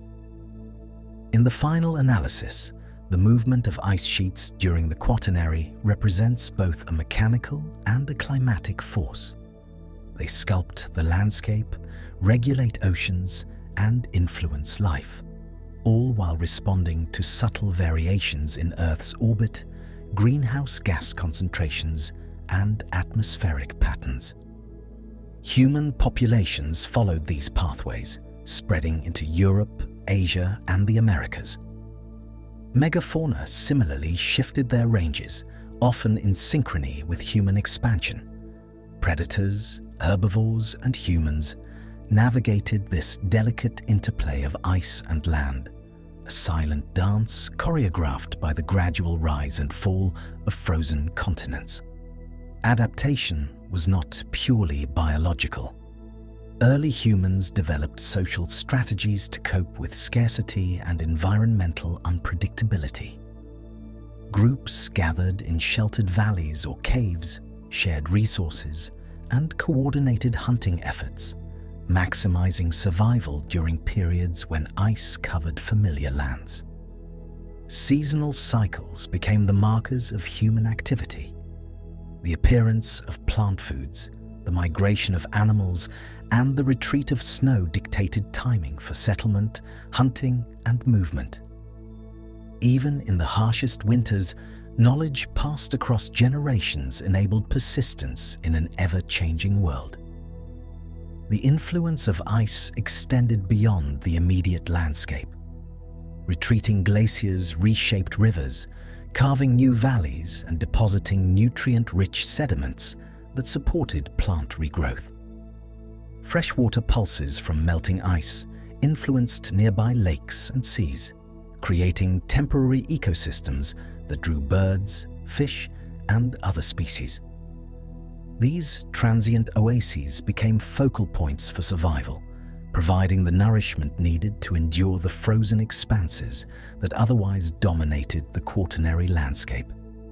Life at the edge was thus both opportunistic and deeply attuned to environmental cycles. Megafauna, despite their impressive adaptations, were not invincible. The alternating advance and retreat of ice created pressures that sometimes exceeded their resilience. Glacial maxima compressed habitats, forcing competition and restricting resources. Interglacial periods, with their warming and melting, brought new challenges as forests expanded and open tundra contracted. Some species, like the woolly mammoth, initially thrived under the ice's dominion, but ultimately faced extinction in later periods, a testament to the precarious balance of survival in the shadow of glaciers. Humans, meanwhile, increasingly influenced these dynamics. Hunting, fire management, and early landscape modifications subtly altered ecosystems, though in a manner still integrated with natural climatic rhythms. The interplay between humans and megafauna illustrates a complex coevolution. The environment shaped human strategies, while human activity gradually became a force capable of influencing species survival. Yet for millennia, humans remained remarkably attuned to the pulse of ice, neither dominant nor detached, moving quietly within its expansive reach. The Quaternary ice sheets acted as both barrier and guide, carving continents, redirecting rivers, and creating fertile plains where life could thrive once the ice receded. Fossilized remains, tracks preserved in frozen sediment, and ancient tools bear silent testimony to these interwoven narratives of survival. The landscape is a palimpsest of ice and life, recording cycles of challenge, adaptation, and occasional triumph across thousands of generations. Each valley, riverbed, and moraine holds evidence of a world perpetually shaped by cold, yet simultaneously teeming with life. Visualizing this epoch, one can imagine vast, pale skies stretching over open tundra, the distant rumble of glaciers moving imperceptibly, and the slow migration of humans alongside mammoths and other megafauna. The quiet interactions of predator, prey, and human reflect a balance struck against a backdrop of ice-driven environmental constraints. Even in the stark, frozen expanses, life exhibited ingenuity, resilience, and subtle beauty, attesting to the adaptive potential inherent in Earth's biosphere. The narrative of Ice Age life underscores a central lesson. Climatic extremes do not solely extinguish. They shape, direct, and refine the living world. The advance and retreat of ice created both constraint and opportunity, driving evolutionary and behavioral innovation. Humans, guided by observation, creativity, and cooperation, navigated these cycles, laying the foundation for survival strategies that would endure even as climate shifted. The Quaternary thus presents a portrait of persistence at the margins, where ice both threatens and sustains life, revealing the interdependence between environment and organism, climate and culture. Even now, the legacy of these interactions persists. Landscapes sculpted by glacial activity support diverse ecosystems, while human adaptation strategies, refined under glacial conditions, inform our understanding of survival under environmental stress.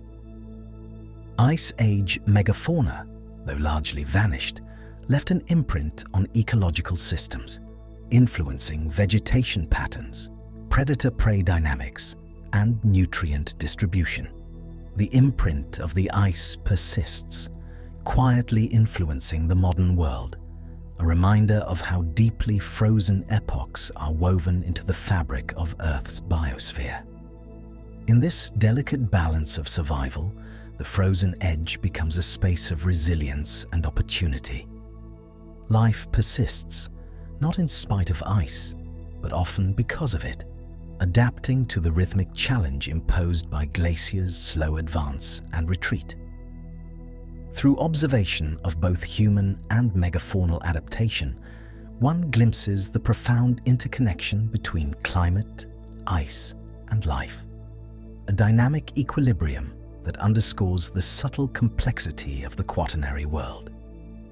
Even within the slow cadence of Ice Age cycles, Earth's climate occasionally moved with startling abruptness, as if the planet itself had flipped a hidden switch. These sudden events, visible in ice cores, sediment layers, and isotopic signatures, unfolded over decades rather than millennia, leaving imprints of rapid warming or cooling across continents and oceans.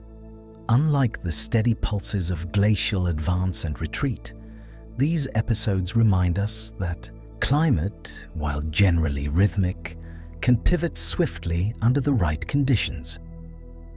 Dansgaard-Oeschger events, recorded in Greenland's ice cores, offer one of the clearest examples of this suddenness. In the span of a mere few decades, temperatures in the North Atlantic region could rise by several degrees Celsius, a change that would normally be expected to occur over centuries.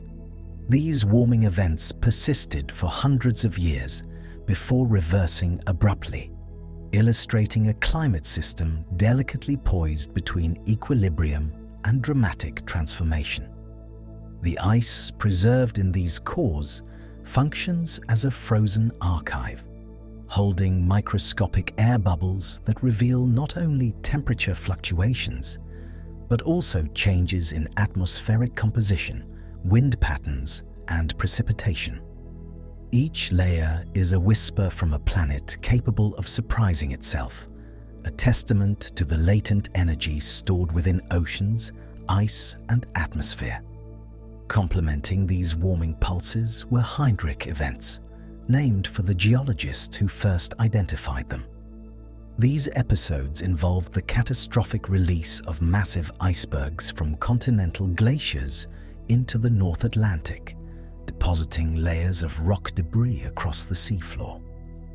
The influx of fresh water from melting icebergs disrupted the delicate salinity balance of the oceans, slowing or redirecting currents that normally transport heat around the globe. The result was cascading climate consequences, cooling in some regions, alterations in monsoon intensity, and shifts in precipitation patterns thousands of kilometers away. The interconnection of ice, ocean, and atmosphere emerges as a defining feature of Earth's abrupt climate dynamics. Feedback loops amplified these changes. When ice sheets disintegrated suddenly, the reduced albedo, Earth's reflectivity, allowed more solar radiation to be absorbed, accelerating warming. Conversely, rapid ice growth increased reflectivity, enhancing cooling. Ocean circulation responded to changes in freshwater input, redistributing heat and influencing atmospheric pressures. Carbon stored in permafrost or ocean depths could be released during warming events, reinforcing temperature increases. These loops acted as both triggers and amplifiers, demonstrating that climate is not merely a linear response to external forcing, but a network of interdependent mechanisms capable of non-linear behavior. Evidence of these abrupt shifts extends far beyond Greenland or the North Atlantic. Lake sediments, pollen records, and cave formations worldwide record sudden transitions in temperature, precipitation, and vegetation. In some areas, forests were replaced by steppe in the blink of a few human generations, while ice sheets advanced or retreated with uncanny speed. Even megafauna and human populations were affected. Migrations accelerated, resource availability fluctuated, and survival strategies were tested against a backdrop of rapidly changing environments. Life endured, but only by remaining responsive to shifts that, by geological standards, were near instantaneous. Visualizing these episodes, one can imagine a vast frozen continent suddenly losing its grip on ice. Gigantic icebergs carve into stormy seas, sending ripples across oceans, altering currents and reshaping coastlines. Glacial meltwater, carrying sediments and nutrients, floods into bays and estuaries, transforming habitats in months rather than centuries. Inland, the sudden arrival of warmth may provoke early plant growth, triggering cascading effects in herbivore populations, predator-prey dynamics, and human foraging patterns. Each abrupt shift is a reminder of the fragile balance that defines glacial worlds. The mechanics of these shifts are tied to Earth's inherent sensitivity to small perturbations. Subtle variations in orbital forcing, atmospheric composition, or ocean heat content can push the system past thresholds, initiating rapid transitions. Unlike gradual ice age cycles, which unfold predictably over tens of thousands of years, these events expose a thresholded system where incremental changes can precipitate outsized responses.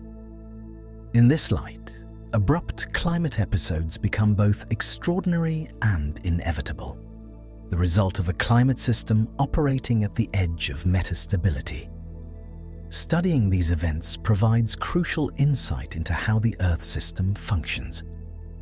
Ice cores reveal the timing and magnitude of rapid changes. Ocean sediments preserve traces of shifting currents.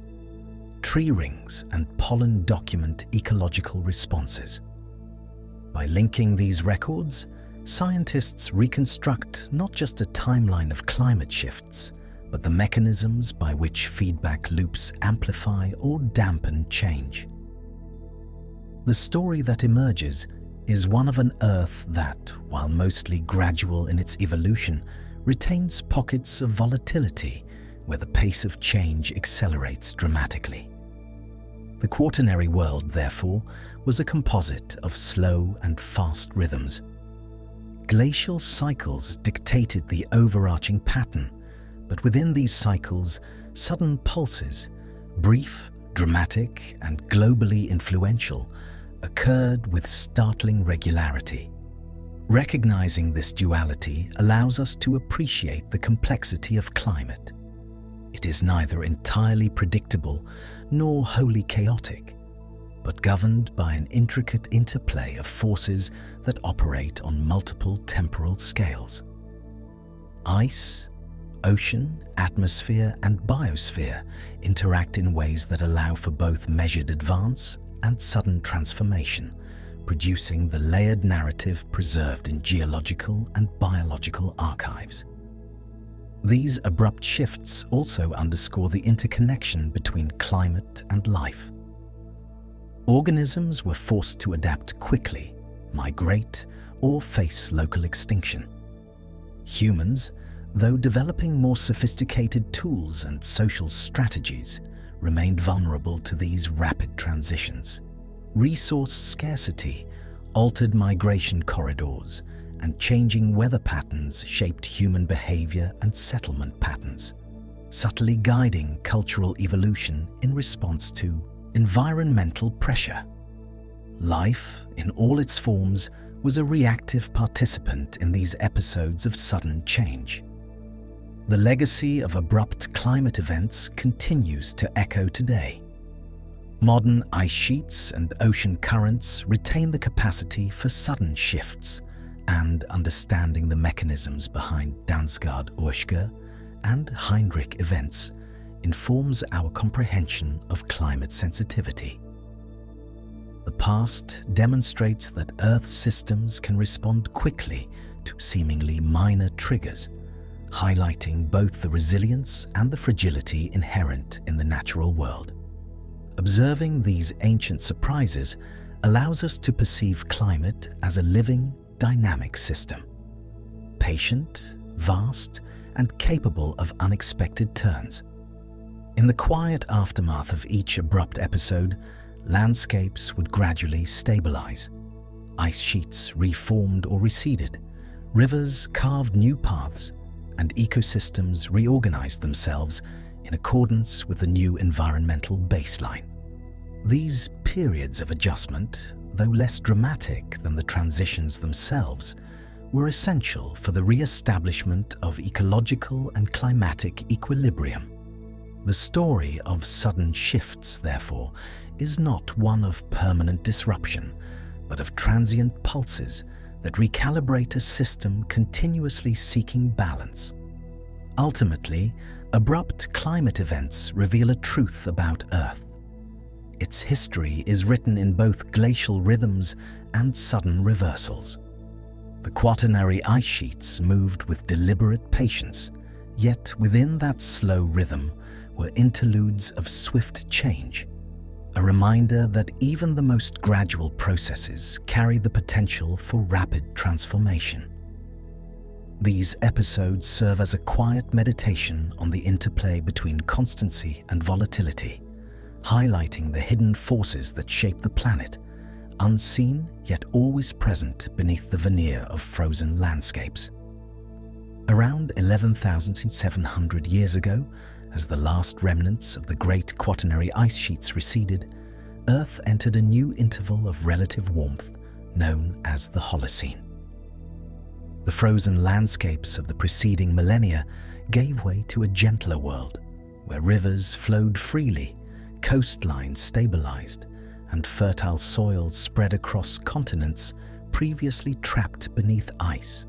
The retreating glaciers left behind a topography subtly reshaped, their carved valleys now lush with vegetation, and their moraine ridges marking the slow pulse of the ice that once dominated these regions.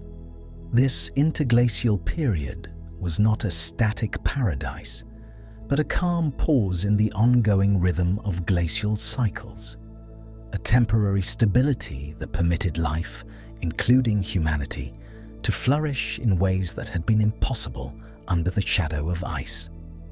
The gradual warming reshaped the chemistry and circulation of oceans, rivers, and lakes.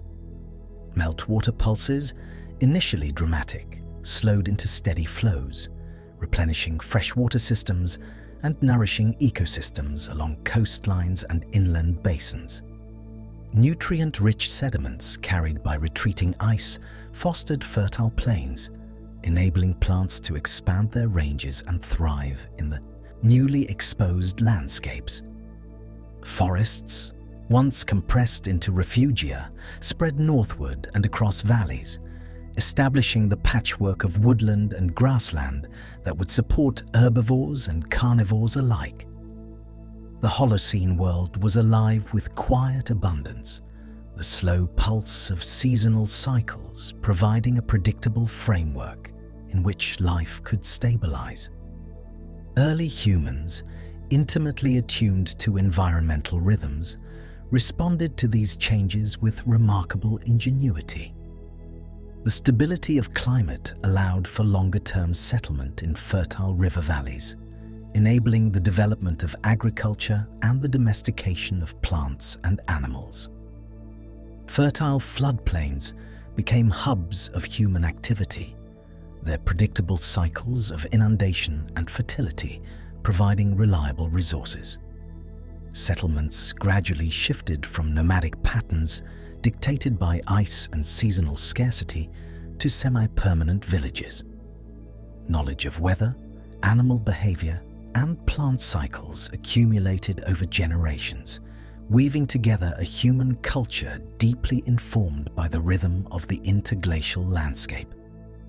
Even as climate stabilized, subtle environmental variability continued to shape ecosystems. Seasonal shifts guided animal migrations, plant phenology, and predator-prey interactions.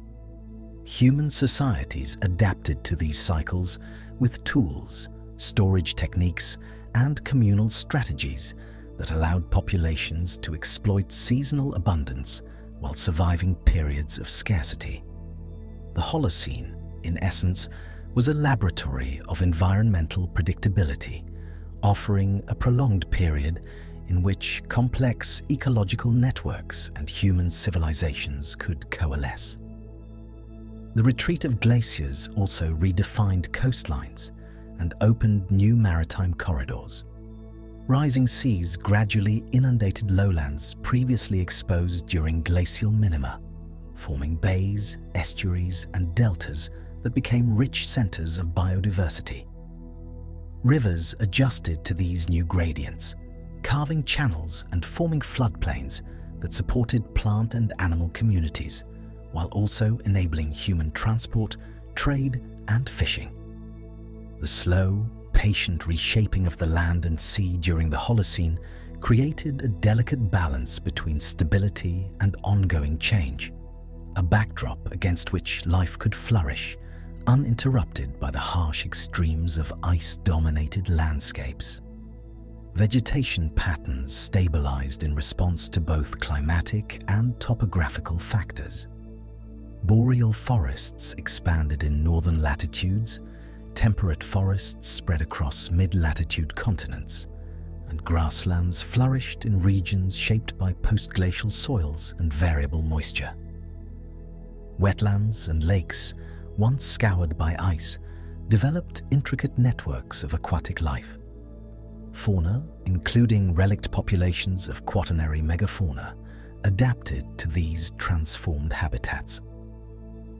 While some large mammals vanished, others thrived under the moderate conditions, maintaining dynamic ecological interactions that were finely attuned to the rhythms of seasonal warmth and precipitation.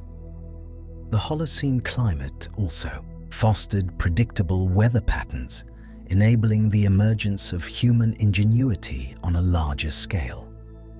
Stable seasons allowed agriculture to take root, human populations to grow, and societies to form more complex social structures. The accumulation of knowledge regarding flood timing, planting cycles, and animal behavior created an intimate connection between humans and the natural world, embedding ecological awareness into cultural practices. This interglacial calm, brief in the context of Earth's long history, provided the temporal canvas for technological, social, and cultural innovations to unfold. Despite its apparent stability, the Holocene was not immune to subtle perturbations. Volcanic eruptions, shifts in solar output, and occasional regional cooling events demonstrated that interglacials are not perfectly uniform. Human communities, however, were increasingly capable of buffering against these variations, developing storage, trade, and adaptive strategies that reduced vulnerability. The interplay between natural climatic moderation and human adaptation highlighted the emergent complexity of interactions in this epoch, revealing that stability itself is a dynamic balance maintained across environmental and societal systems. Visualizing the Holocene, one might imagine expansive forests brushing against slow-moving rivers, glacially polished rocks smoothed by meltwater, and fertile valleys alive with the movements of herbivores, birds, and insects. Early humans, guided by observation and experience, traversed these landscapes with purpose, harvesting, planting, and observing the rhythms of the seasons.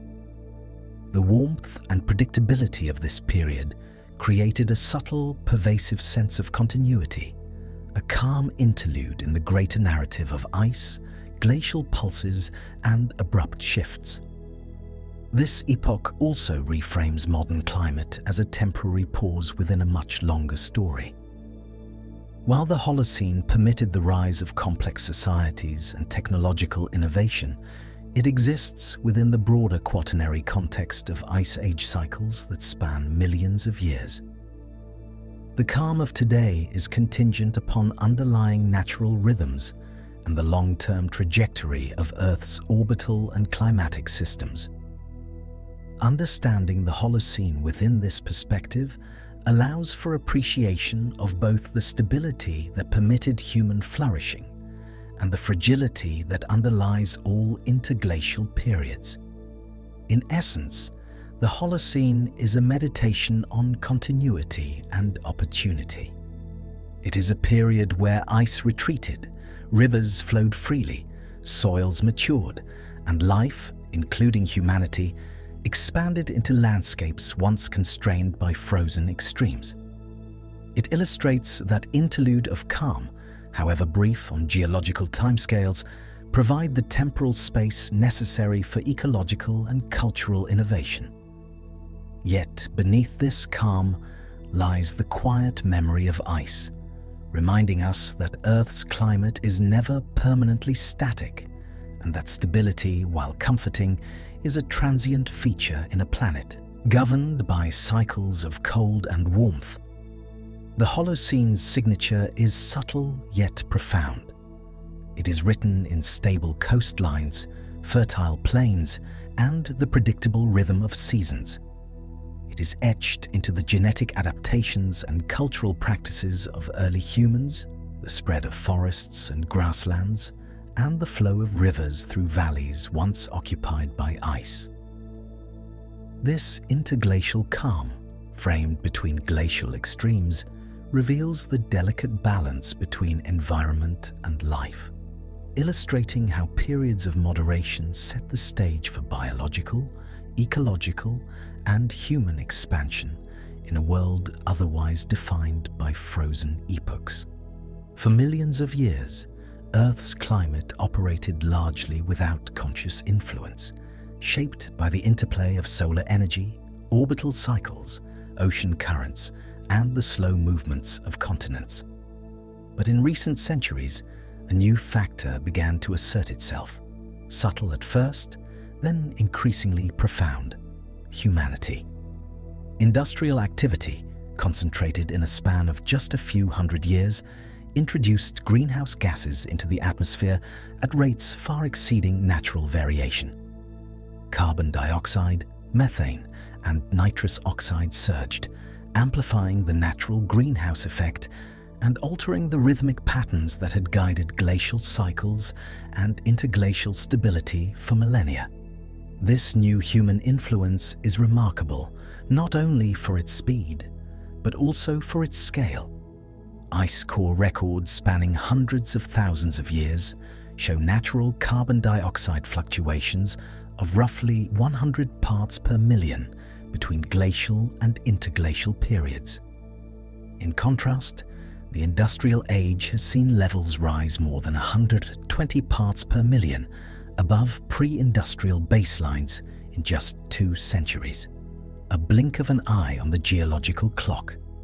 The atmosphere, once dominated by slow, predictable rhythms, now bears the unmistakable signature of human activity. These changes ripple outward, subtly altering the balance of energy, moisture, and circulation across the planet. The warming influence of greenhouse gases interacts with the existing climate system in intricate ways. Rising atmospheric carbon enhances the greenhouse effect, reducing the amount of heat radiated into space. Oceans, vast reservoirs of thermal energy, absorb much of this heat, slowly redistributing it through currents that connect equatorial warmth to polar cold. Ice sheets, which once advanced and retreated according to orbital cues, now melt more rapidly, feeding back into the system by reducing albedo and accelerating local warming. Even small changes in temperature trigger responses across ecosystems, atmospheric circulation, and precipitation patterns, demonstrating the interconnectedness of Earth's systems. Human modification of landscapes compounds the effects of greenhouse gases. Deforestation, urban expansion, and agriculture alter the reflectivity of Earth's surface, the availability of water, and the cycling of carbon and nitrogen. Cities, with their heat-retaining surfaces, create microclimates, while cleared forests release stored carbon, subtly nudging global temperatures upward. Together, these influences form a new layer atop the natural climate rhythm, a force that operates at scales both global and local, capable of nudging systems that previously responded primarily to orbital and tectonic drivers. Despite its rapidity, human influence has not erased Earth's natural rhythms. Orbital cycles continue to govern the timing of seasons. Ocean currents respond to salinity and temperature gradients, and glaciers retain their potential to grow or retreat. Instead, humanity acts as an accelerating agent, modulating the amplitude and pace of these processes. In some regions, warming amplifies natural cycles, while in others, it interrupts familiar patterns. The result is a hybrid system, one in which ancient mechanisms interact with a new, unprecedented force. Visualizing this era, one can imagine a landscape where the remnants of Ice Age topography meet modern cities, highways, and cultivated fields. Forests, once stabilized by slow climatic change, are cleared or fragmented. Rivers, formerly guided by post-glacial gradients, are redirected for agriculture and energy. Yet beneath these visible changes, the deep rhythms of Earth persist. Ocean currents flow, winds traverse continents, and the sun rises and sets in predictable arcs. Human activity, superimposed on this ancient system, represents a layer of acceleration, a speeded-up pulse overlaying the patient heartbeat of the planet. Humanity's influence is not confined to temperature alone. Rising levels of carbon dioxide alter the chemistry of oceans, making them more acidic and affecting marine life that thrives in narrow chemical windows. Altered precipitation patterns shift vegetation zones, challenging species adapted to historical climates. Ice sheets and glaciers, responding to a combination of natural and anthropogenic forces, retreat more rapidly, reshaping coastal environments and freshwater availability.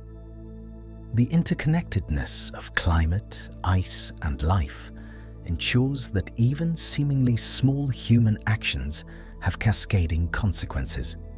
Yet the narrative is not one of abrupt catastrophe, but of cumulative effect. Just as ice sheets once built up slowly over tens of thousands of years, human emissions accumulate gradually, influencing feedback loops that can accelerate warming or, in some cases, trigger localized cooling. The climate system, patient and massive, continues to operate according to the same principles that governed its deep past. Humanity has become an active participant in these processes, capable of nudging thresholds, accelerating change, and subtly modifying feedbacks that once responded only to natural cues. Understanding this new force requires a perspective that bridges deep time and modern observation. Paleoclimate records show how past interglacials were punctuated by natural variability, sudden shifts, and long-term trends. Comparing these patterns with contemporary data reveals the unprecedented pace of human-driven change. The Holocene's relative calm, once a canvas for human civilization, now contrasts sharply with the altered trajectory of global temperatures, sea levels, and ecosystem dynamics. By situating human activity within the context of Earth's ancient rhythms, one gains a sense of scale and proportion, a quiet reflection on how a single species can influence planetary systems. The subtlety of this influence is part of its power. Unlike a volcanic eruption or meteor impact, which triggers immediate and visible change, human-driven climate shifts are cumulative, operating over decades to centuries. They nudge a system already poised on delicate thresholds, gradually altering the conditions under which glaciers advance or retreat, ecosystems stabilize, and weather patterns unfold. This slow accumulation of change mirrors the patient, imperceptible mechanisms that have always governed Earth, yet its velocity and global coherence are unprecedented. The emerging picture is one of a planet whose ancient climate rhythms now carry a new, human-imposed modulation.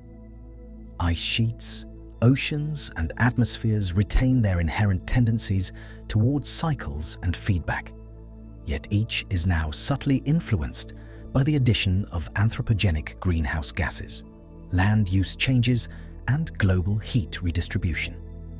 Visualizing Earth from above, one sees the interplay between enduring natural patterns and human impact. Rivers continue to carve valleys shaped by the Holocene. Forests sway with seasonal winds. Glaciers retreat slowly, and above it all, the pulse of industrial activity leaves a measurable imprint on the global climate. This era illustrates a profound lesson. Earth's climate is not fixed, nor has it ever been immune to change. Life, including humanity, interacts with planetary systems, sometimes as a passive observer, sometimes as an active participant. The recent centuries have shifted humans from the former role into the latter, emphasizing both responsibility and influence. Yet the system remains vast and resilient, governed by forces whose scale dwarfs any individual species. Human influence is significant, but it operates within a planetary context defined by orbital mechanics, ocean circulation, and glacial feedbacks, a context that has endured for billions of years.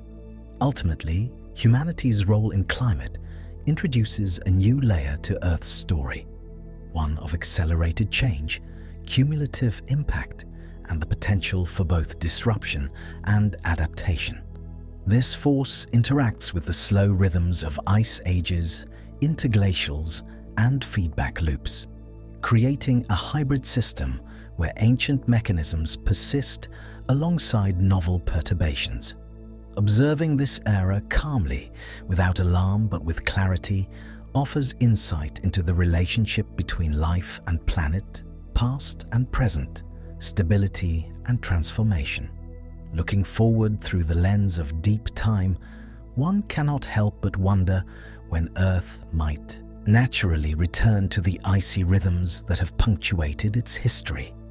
The Quaternary Ice Age, stretching across the last 2.6 million years, has been defined by alternating glacial and interglacial intervals, a steady, breathing pulse of ice growth and retreat. In the absence of human influence, orbital variations, ocean currents, and greenhouse gas levels would guide the timing of the next glacial advance, a slow and inevitable transition that might otherwise unfold tens of thousands of years from now. Yet the modern world is not untouched by humanity. Our actions have altered atmospheric composition, accelerated warming, and delayed the natural processes that would otherwise set Earth on its next frozen trajectory. Orbital mechanics continue their quiet work. The Milankovitch cycles, subtle variations in Earth's tilt, orbit eccentricity, and axial precession act like an imperceptible clock, gradually changing the distribution of sunlight across the planet's surface. These cycles determine the intensity of summer and winter at high latitudes, controlling whether snow persists year-round or melts during seasonal warmth. In the distant past, small shifts in this celestial metronome initiated the gradual growth of continental ice sheets, drawing water from oceans and reshaping landscapes. The rhythm remains, yet the amplitude of its effect is now moderated by elevated greenhouse gas levels, creating a planetary environment that is warmer, more energetic, and less susceptible to the natural push toward ice accumulation. The oceans, vast regulators of heat, also respond to human influence. Currents that once redistributed energy gradually, balancing equatorial warmth with polar cold, now carry heat anomalies across vast distances.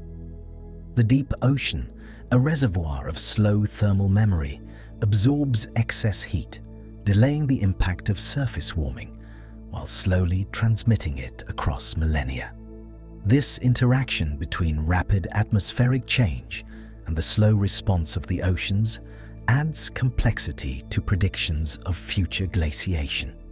Earth's natural pace of ice sheet formation, which once unfolded over tens of thousands of years, now encounters a planet where energy imbalances are amplified by anthropogenic forcing. Glaciers and ice sheets, the great archives and regulators of climate, also reflect this new reality. In the past, their growth and retreat followed predictable orbital rhythms, slowly sculpting landscapes and modulating sea levels. Today, melting accelerates as temperatures rise, and the feedback loops that once governed their advance are disrupted. Reduced ice coverage lowers surface reflectivity, allowing more solar energy to be absorbed, which further warms the planet in a self-reinforcing cycle. The potential for a future ice age is therefore not eliminated, but the onset is delayed, its timing uncertain, a chapter in the climatic narrative postponed by human intervention. Predictive models suggest that, in a world without continued greenhouse gas accumulation, Earth might naturally approach conditions favorable for glaciation within roughly 50,000 years. However, the levels of carbon dioxide now present in the atmosphere, sustained by industrial activity and land use changes, could delay this cycle for tens of thousands of years beyond that time frame. The pace of warming, combined with the thermal inertia of the oceans and the altered chemistry of the atmosphere, transforms the long-standing Ice Age rhythm, creating a temporal gap between human influence and natural processes.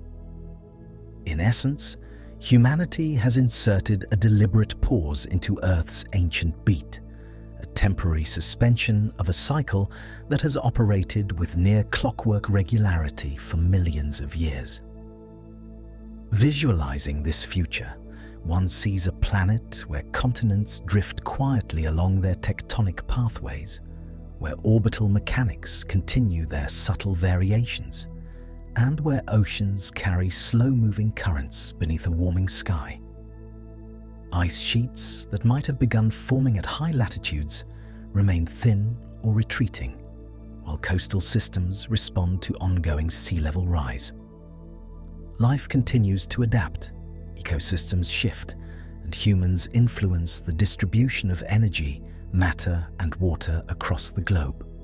The underlying forces, the sun's energy, the tilt of Earth, the circulation of air and water, persist, yet their expression is now modulated by the cumulative impact of our species. Even within this altered trajectory, the fundamental principles of climate remain unchanged. Feedback loops between ice, ocean, and atmosphere continue to operate, albeit under new conditions. Volcanic activity, solar variation, and orbital shifts still act as triggers, nudging the system along pathways that are ancient and familiar. The difference is in scale and timing. What once took tens of thousands of years to unfold may now be delayed or modified, stretched across a longer interval by the warmth retained in the atmosphere and oceans. In this sense, Earth's future ice ages are not erased, merely deferred, their inevitability postponed by the slow accumulation of anthropogenic influence. This future also invites reflection on resilience and continuity. Earth's climate, though influenced by humanity, remains governed by forces that operate on geological timescales. Ice ages, interglacials, and glacial pulses are chapters in a story far larger than any single species, unfolding patiently beneath the sun and stars. Human activity introduces a new variable, a measurable and accelerating influence, yet it operates within a system defined by orbital mechanics, oceanic circulation, and the slow sculpting power of ice. The interplay between natural cycles and human modulation creates a complex, hybrid narrative, one that continues the long tradition of Earth responding to both intrinsic and extrinsic forces. Imagining the distant future, one can picture ice forming again at high latitudes, slowly thickening over millennia, while oceans gradually lower as water becomes locked in glacial masses. Species, ecosystems, and continents adjust, sculpted by the patient hand of ice and snow. Yet the timing of these processes is now uncertain, altered by greenhouse gases that linger in the atmosphere, by global heat distributed through ocean currents, and by the legacy of a species that accelerated change in a span of centuries.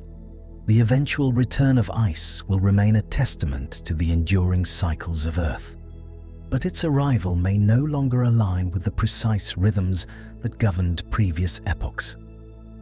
In this contemplative view, humanity's presence is both profound and provisional. Our influence on the climate introduces a temporal distortion, a pause within the natural rhythm. Yet the deep mechanisms of ice age cycles, orbital variation, and glacial feedbacks continue their quiet work. The story of future ice ages is one of patience, scale, and uncertainty, where the slow hand of natural processes awaits the conditions that will once again permit ice to expand and shape the world. Visualizing this patiently unfolding drama across millennia, one can appreciate the enduring resilience of Earth, the power of slow processes, and the temporal perspective that frames human activity as a brief yet measurable chapter in a much larger narrative. Earth's frozen past becomes a guide, a reflection of patterns that have repeatedly shaped climate and life.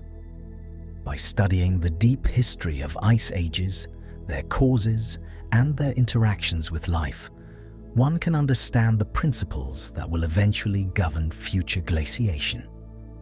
Yet, in the present, these processes are intertwined with human influence, creating an interlude in the natural rhythm that reminds us of both the power and the patience of planetary forces.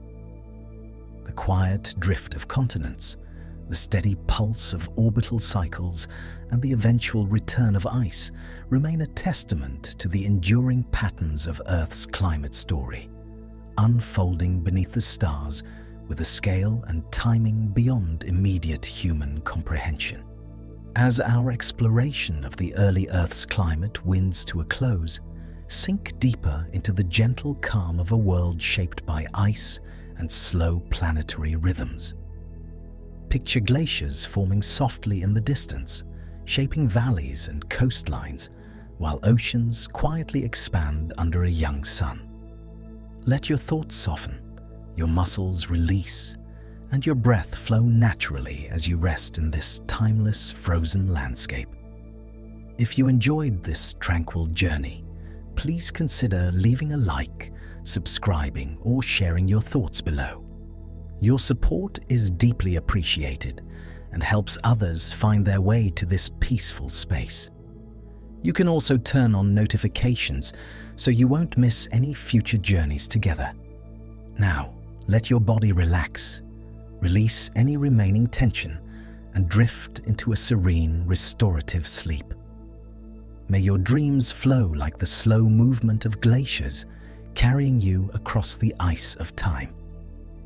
Good night and sleep well.